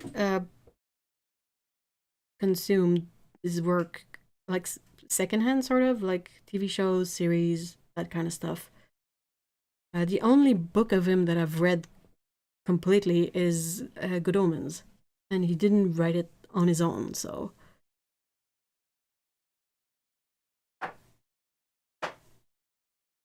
I'm sad that I can't enjoy Coraline. I mean, everything, even Sandman. I mean, with everything. I think she's on a healing path.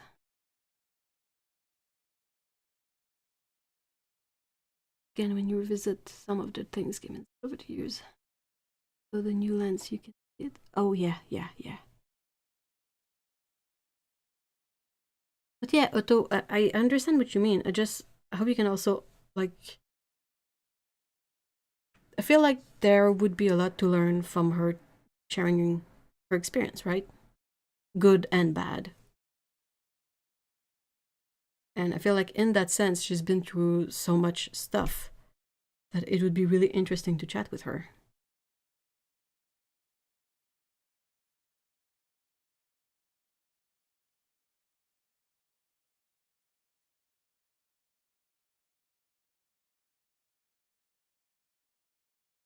Whatever happened to her wasn't a very good question. Pourquoi ta seule et ton café? No, that's the baby. I don't remember what song was in song.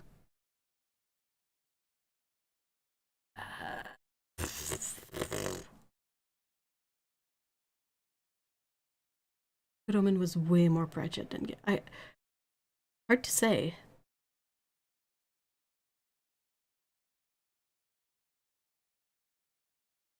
What do you guys think about the reclaiming of standing on the rooftop? What? Uh, I don't know if I'm familiar with that song.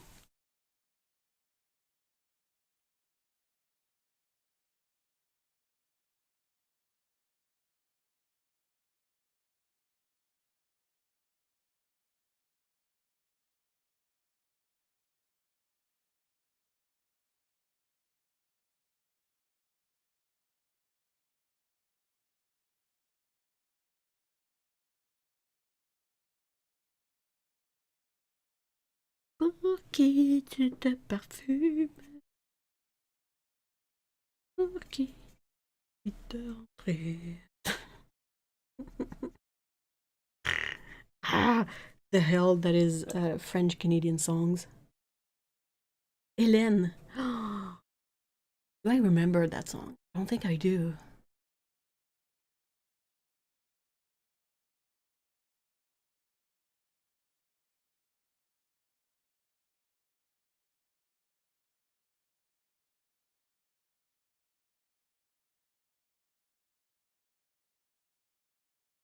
Prophets. I'm not familiar with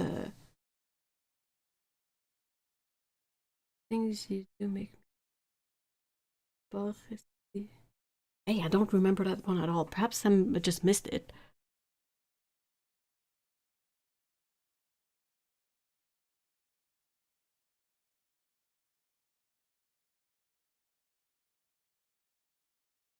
I feel like Good Omens has a lot of that wit that is very common in Terry Pratchett's work, but I'd be curious to know.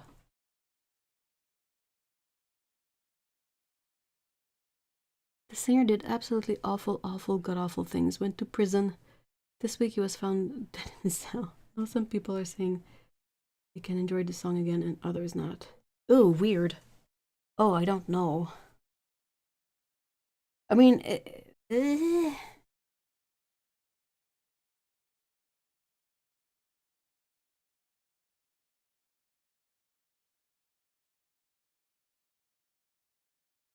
Palu is okay for someone who eats white chocolate. Added to an interesting point about whether you're free to enjoy something. I think it is. I think it is. What do you think about it, Toto?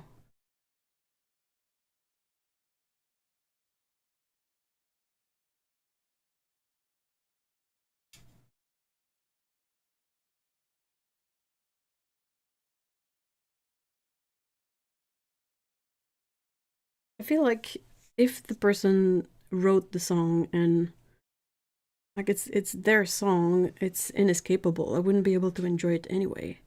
Even if it was covered by someone else, I'd still always have the thought in the back of my brain that it's the creepy person's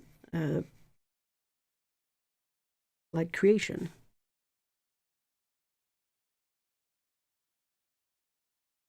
I know some people are able to separate stuff like that, but I'm not.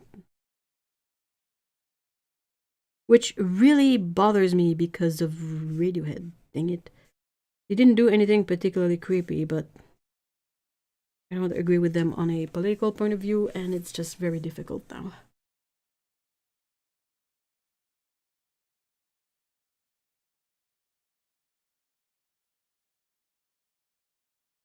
I guess that raises the question whether you can separate the artist from the... Yeah, exactly. Lindsay Ellis had a great video, I say, back in the day about the concept of death of... I remember that video. I don't remember if I've watched it, but I remember like seeing the thumbnail and the title.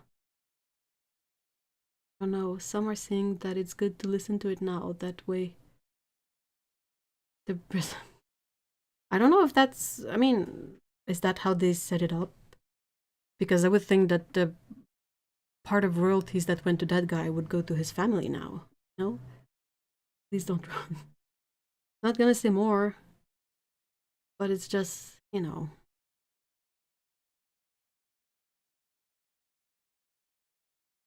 A friend was telling me about a memoir of a woman who was copied liberally by Picasso.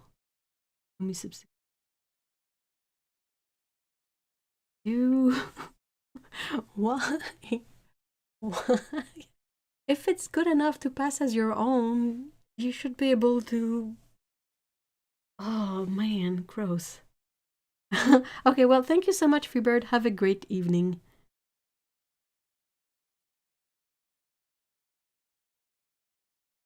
And thank you so much for being here. I've had a disabling. Oof. Well, I hope you feel better soon, Potato Pirate. Migraines are gross. Yeah, Picasso was not a great human. He painted interesting things, maybe, but... Sorry, I can't hear anything right now. Of all things. Why now?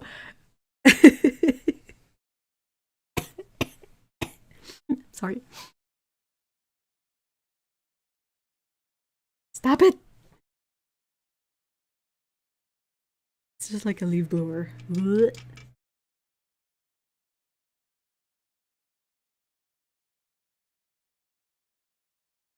my age, so I saw. And it was a big hit. I remember like the title of the song, but I don't think I've heard it all that much. I think I sort of dodged. Like I came in on the tail end of his popularity, so I mixed it. I missed it. Sorry.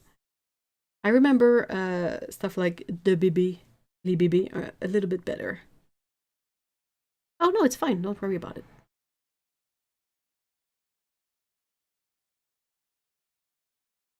Oh, cake. Someone say cake. Take cake. I like that.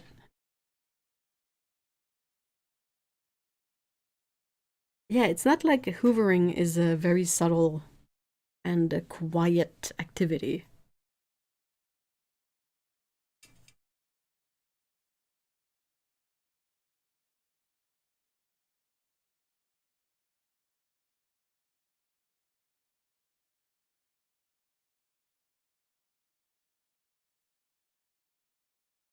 Jean Leloup, I remember.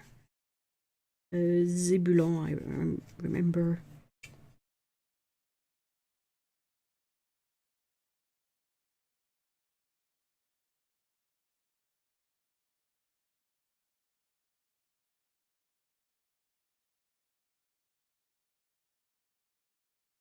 He cake and the oh yeah, they have good songs, really good songs.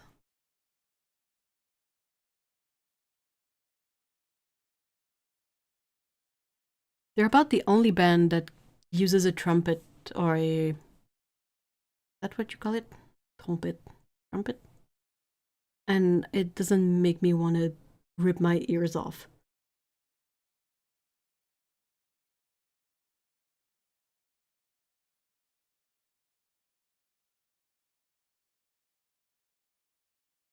Music.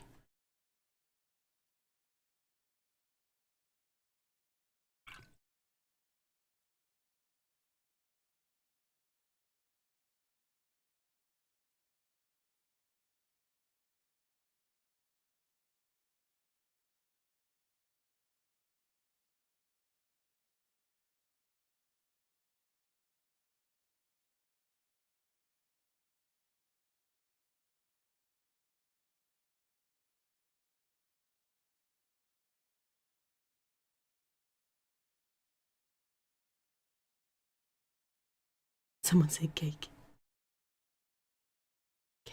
Cake. I think I really only ever got into that one album from like 30 years ago. Just know all those songs. Right now, Brain Jukebox is playing You Turn the Screws. Is it the one that had The Distance on it? Oh, which is one of their really well-known songs.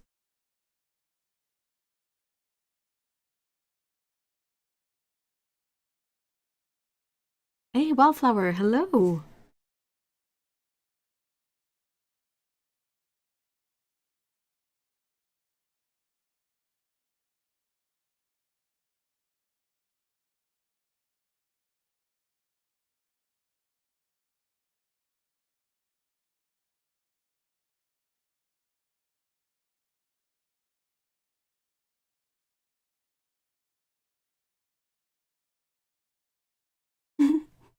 Pie Take Cake.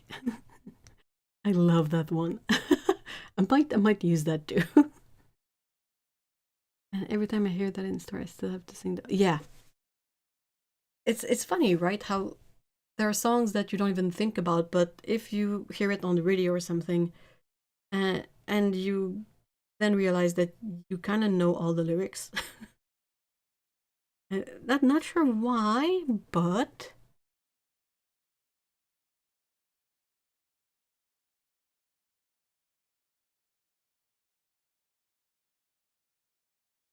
you win the best ever time. I agree. Take cake instead of take care is particularly brilliant. I feel like that's a concept we can all get behind.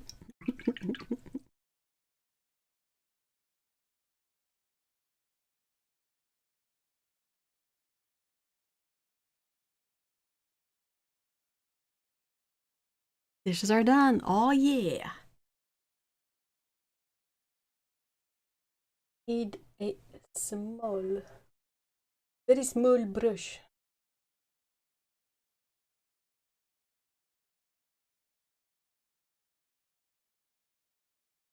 But, of course, get two stuck together.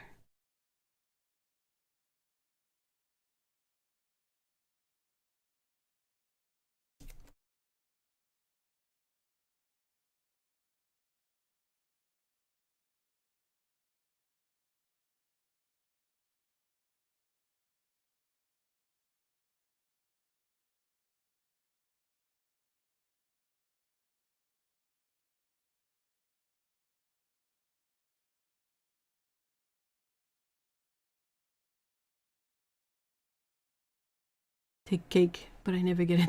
No! That's probably the issue with it, though. Take cake, but at some point it's like, okay, where is the cake? I would love to take some cake. Where can I get the cake?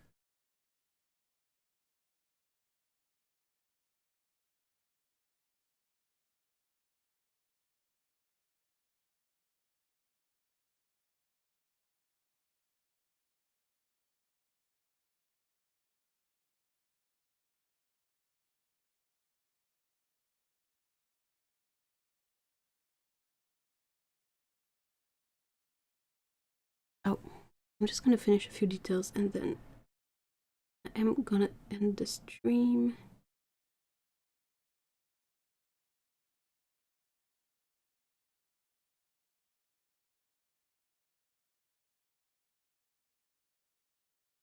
Getting pretty late for our European friends in the chat.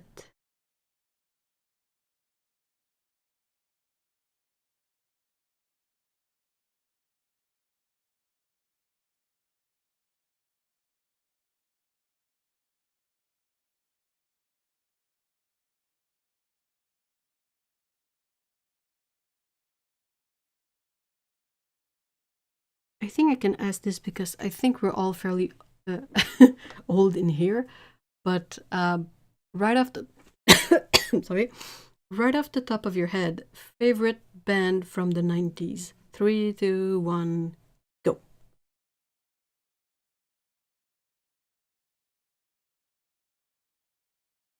The sunlight is already getting the. I know. Don't say stuff like that. It hurts. Like, I don't mind it. What I'm bothered with is having to readjust every 6 months. I think we should all say take cake instead of take care every time someone leaves. In here, for sure. For sure, absolutely. Oh, tool. This is such a hard question. This is why I said off the top of your head, don't think about it, just first thing.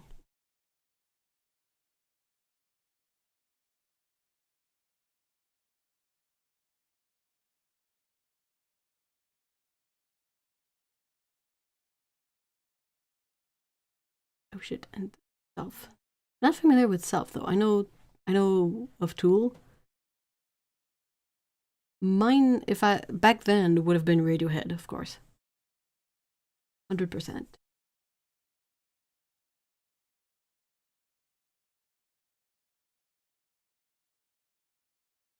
I was a baby in the 90s.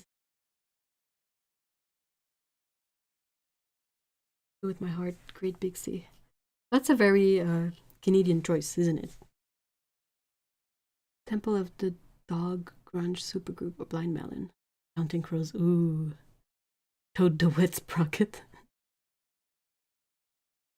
Self trumps Tool actually, but they're such completely. I mean, that's fine.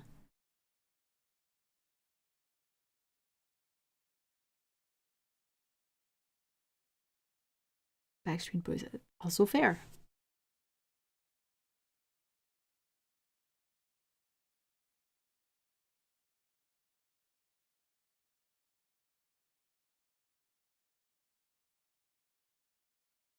So my name comes from, and most of my username and emails and.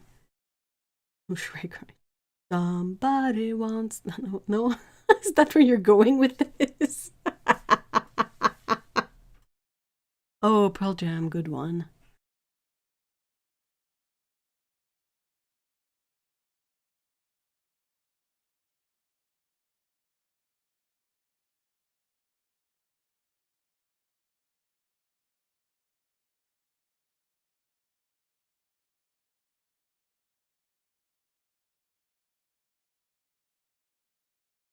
A lot of them I don't know, which is really interesting. Oh yeah, Yellow Card. Is that a band? The best part about Great Big Sea was like you could interact with them. They were on their own chat room. Oh really? And they would get us in gratis if we went down to. That's so cool. But almost all the founding fathers. Oh man, grunge. Ah.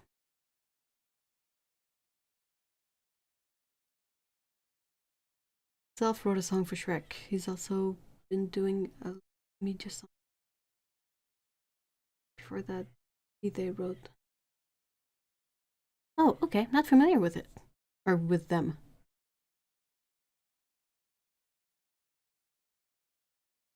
How's the German band? What kind of what genre of music?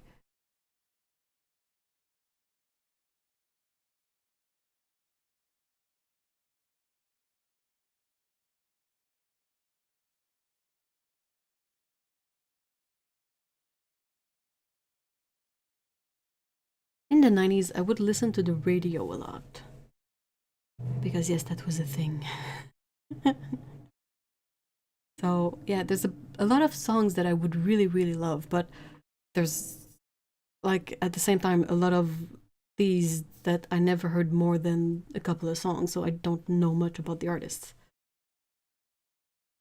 Yeah, Yellow Card is a pop punk band from the worst place on earth, Florida.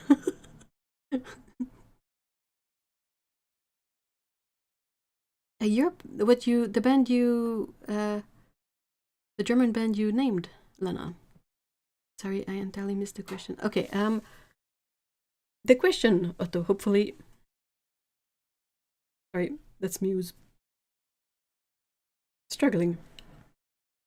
Was off the top of your head, without thinking, your favorite music band from the 90s? I really like them, and since I've discovered, I've never gotten sick of them. I have a similar band that I also can sort of listen to endlessly.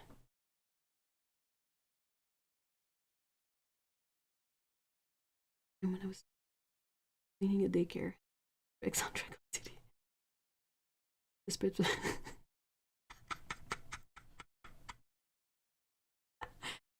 I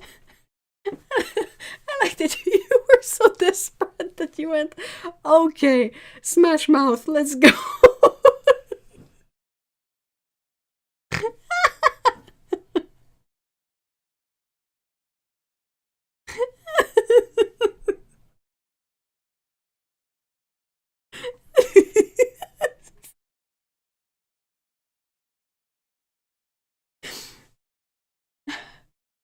um, yes, to Radiohead.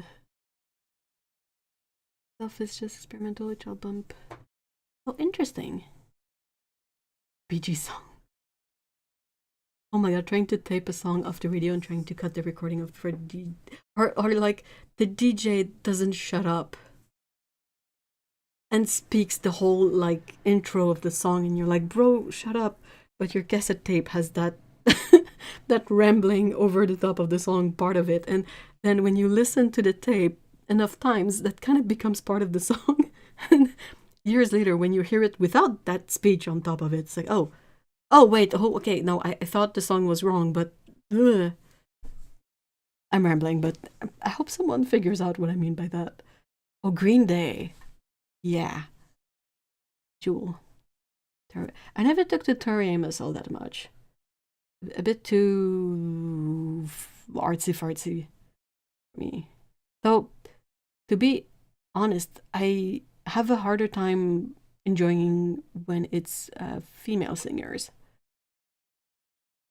I have quite a few bands with female singers that I like, but um, yeah, Indigo Girls, yeah. Yeah, just one band off the top of your head, like the first one that comes to your brain. I'm sure we all have a list, and if we thought about it for more than 30 seconds, we'd get like an insane list of stuff. But hey, you get desperate when you're cleaning up that many garbage cans with dirty diapers.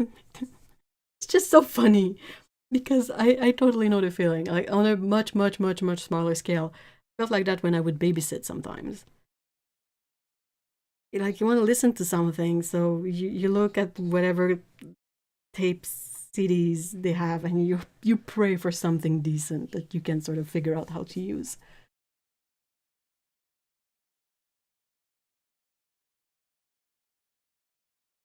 As an angsty teenager, I spent a lot. Yeah. Nirvana, Alanis Morissette's Skunk Anansi, Cranberries. Oh, Cranberries.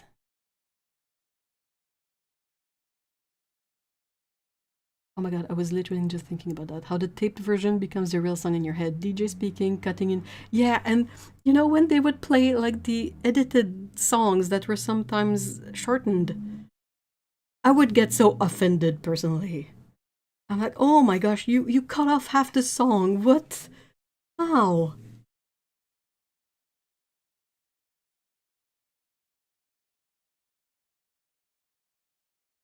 I gotta check on so many bands, but I have a hard time getting because the moment the first song is not an absolute banger.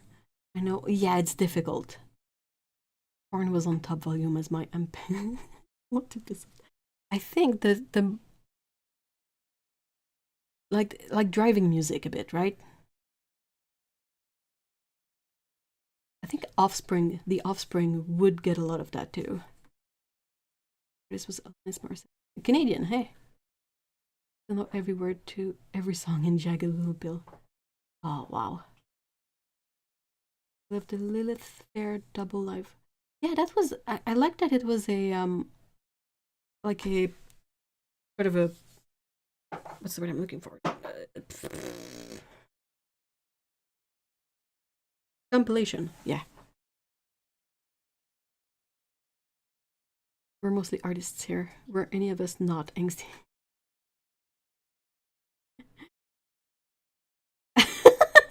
Alanis is really talented, but I could never get past the irony of a singer who didn't understand the meaning of the word ironic singing a song about it. I mean, maybe she was just extra meta.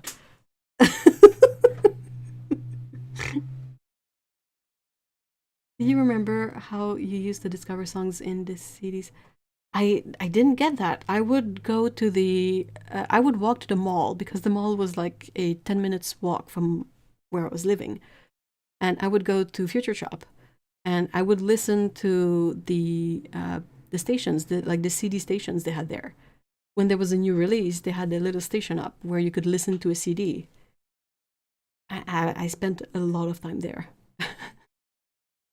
And the cassettes become the playlists. Songs have to go. Yeah. Winding to look for the one. Oh, I would never, like, no way. That's why they made CDs. Like that repeat one option on the CD player was always a much appreciated upgrade to the cassette tape. Or when you make a cassette tape and you you record on it the one song back to back to back to back.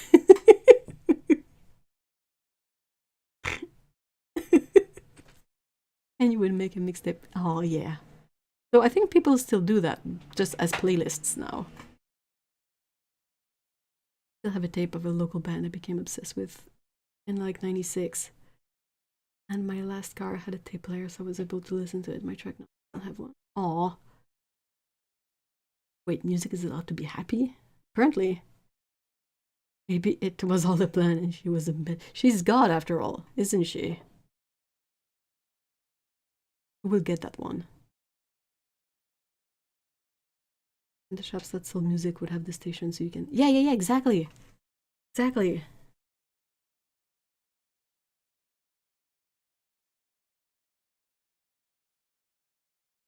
Female singer Alanis Morissette, Sarah McLachlan, The Cranberries. Okay, but hear me out. Portishead. Or Portishead.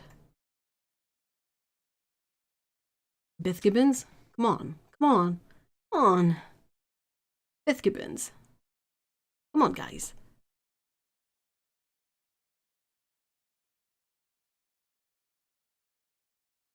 I made so many mixtapes. I had a whole operation. My operation for mixtapes was basically to run as fast as I could when I would hear the song I wanted to record play on the radio and to press record at the right time. Newberry Comics. What is that? The preview. Ooh. Oh my god, the one repeat was seriously. Like when you have a song stuck in your head and you just want to listen to that. Yes, Backstreet Boys were in the 90s.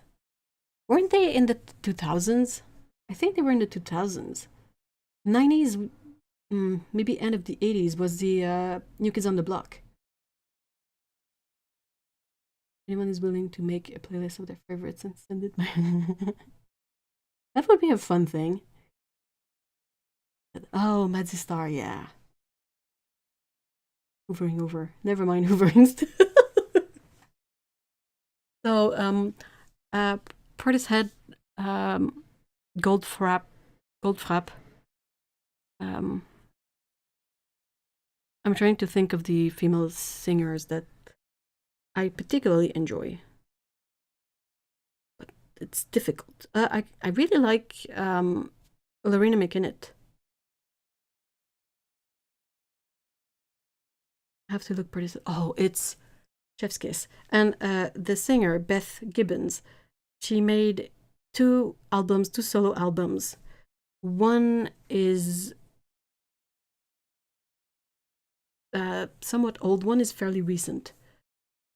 And they're both really good. What's the... it's Beth Gibbon and Rustin Mann, I think the older one. Anyway, it's just good Chef's Kiss. And KOTB for life. This wasn't released in the 90s, but I had Graceland and Rhythm of the Saints on repeat. Step by Step. No? Did we mention about how Mark Wahlberg used to be a rapper? Yeah, Marky Mark. You used to landscape for Lorena. Oh, that's so cool. Newberry Comics is a wicked good. It's funny that they're called Newberry Comics. Was it called that back then too? Watch Beth Gibbons. Oh, that's gotta be amazing. Favorite lady singer, Shakira. She can sing. Dude.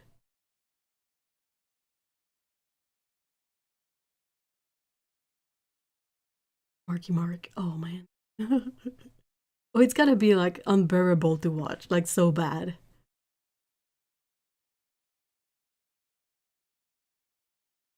Oh. Hello, baby. Do you wanna come say hi? Do you wanna drink the forbidden water? Do you wanna be a little butt? Ma fille. Oh. Et je sais squeak. Et voilà. Et voilà. She's like, Mom. No, she went straight for the forbidden water, this one. It's good. T'es pas supposé boire ça. You're a little shit. She's such a little shit, that one.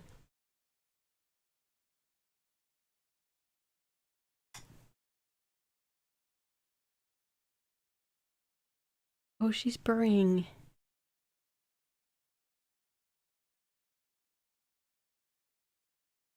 I have to purr in the microphone, baby. Okay, so adjacent question. Favorite rock metal band from the 90s? Oh, Def Leppard? Does that count? Okay.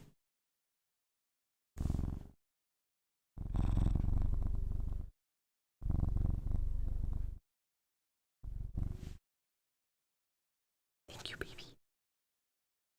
Yeah, I literally had to sign an NDA that wouldn't let people know where she lived. It was surprisingly binding. But I got a couple free concerts out of it, and oh, that's really cool.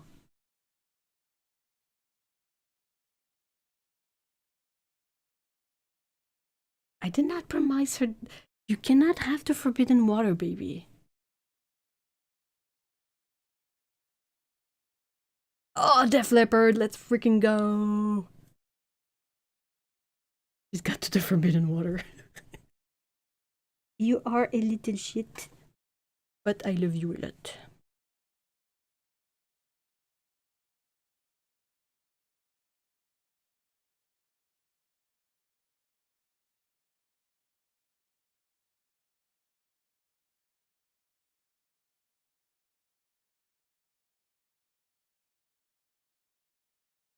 Boom, boom, boom, boom, boom.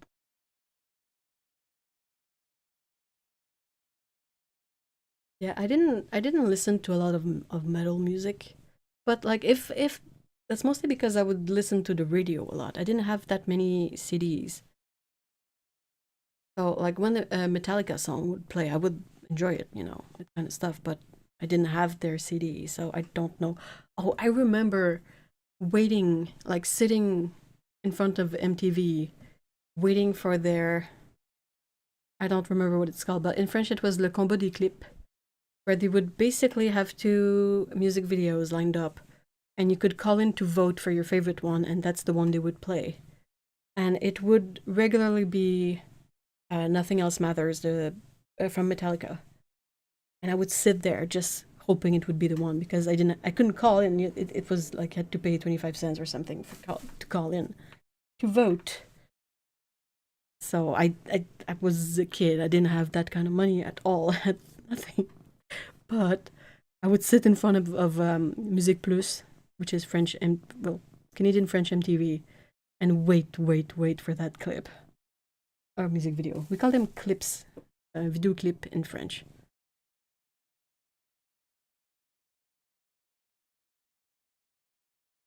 Yeah, mes minettes.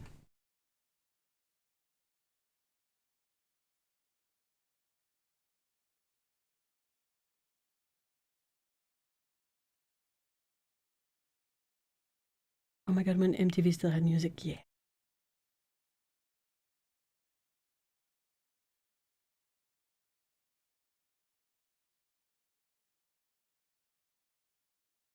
I grew up in farm country and rode horses. I was more often inundated with new country, which looking back on it. Yeah, seriously.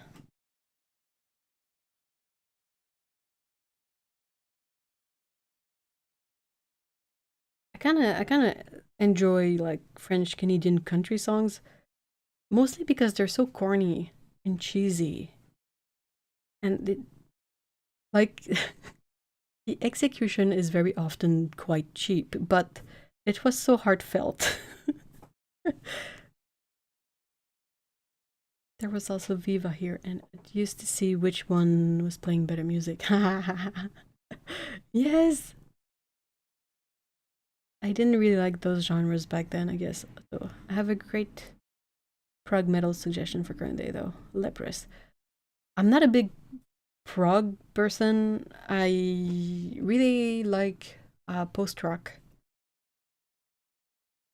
but oftentimes it will be like it's not a whole genre that I like. It's a like specific handful of bands. French Canadian country is a genre I'm absolutely. Oh man, you're in for a treat. It is something else. Emo baby, emo baby. Can see chat now.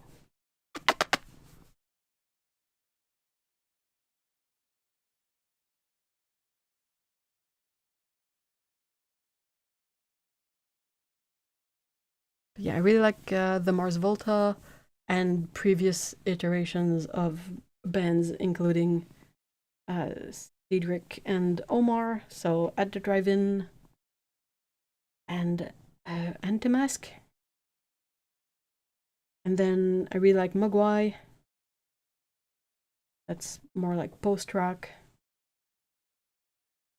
I really like cats, like this one.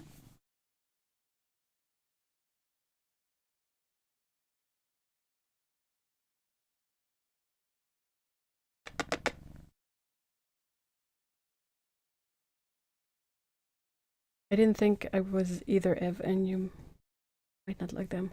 Oh yeah, sure. I mean, it really depends. It depends. Post truck is. Oh, seriously? So you know Mugwai, I guess. Hope you do. I once drove like 400 miles in 3 days to see Monoplay in New England 3 nights. Oh my gosh, wow. Ah, Mars Volta. I saw them in concerts at least twice, I think. Dude. No French Canadian country for me. My parents do like. It is quite its own thing. But I mean, you kind of have the similar sort of vibe from some of the American country out there too.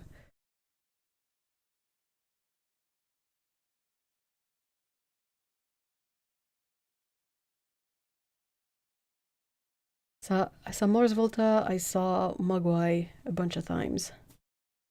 I saw Gorillas once and it was quite epic.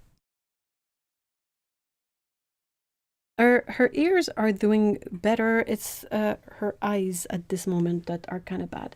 Do you want to show your face? See about showing your pretty cat face. Hold on. There you go. Baby. Baby cat. It's a bit blurry. Apologies, but yeah, you can see over her eyes that it's a bit more sparse. That's because she keeps scratching it.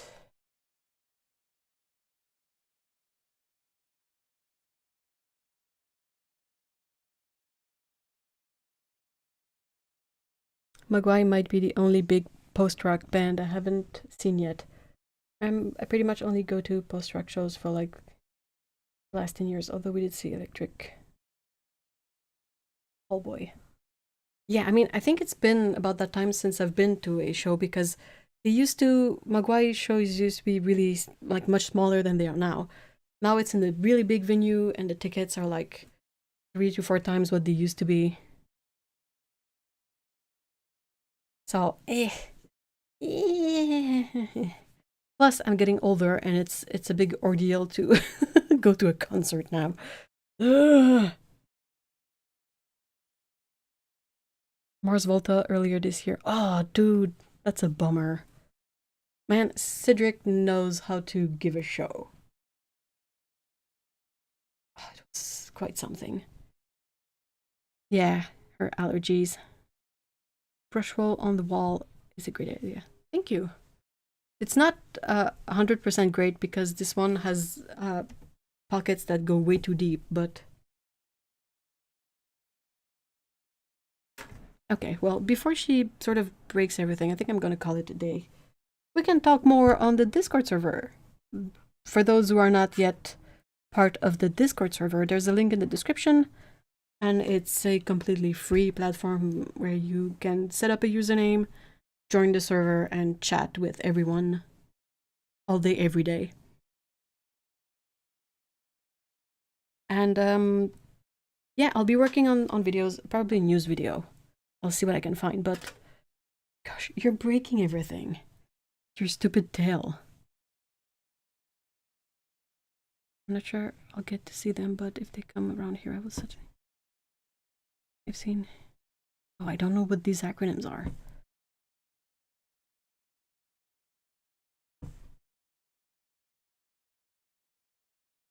Ticket price. Oh, seriously.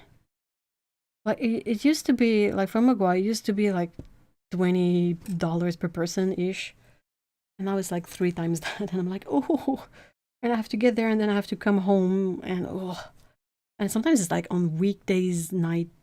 Yeah. Okay. But yeah, thank you so much, guys. It was a lot of fun, and I hope you guys have a great weekend and a great week. And yeah, we will see each other on the Discord server or in the next video or in the next stream. And until then, I hope you have a great time. Take care. See y'all later. Bye bye.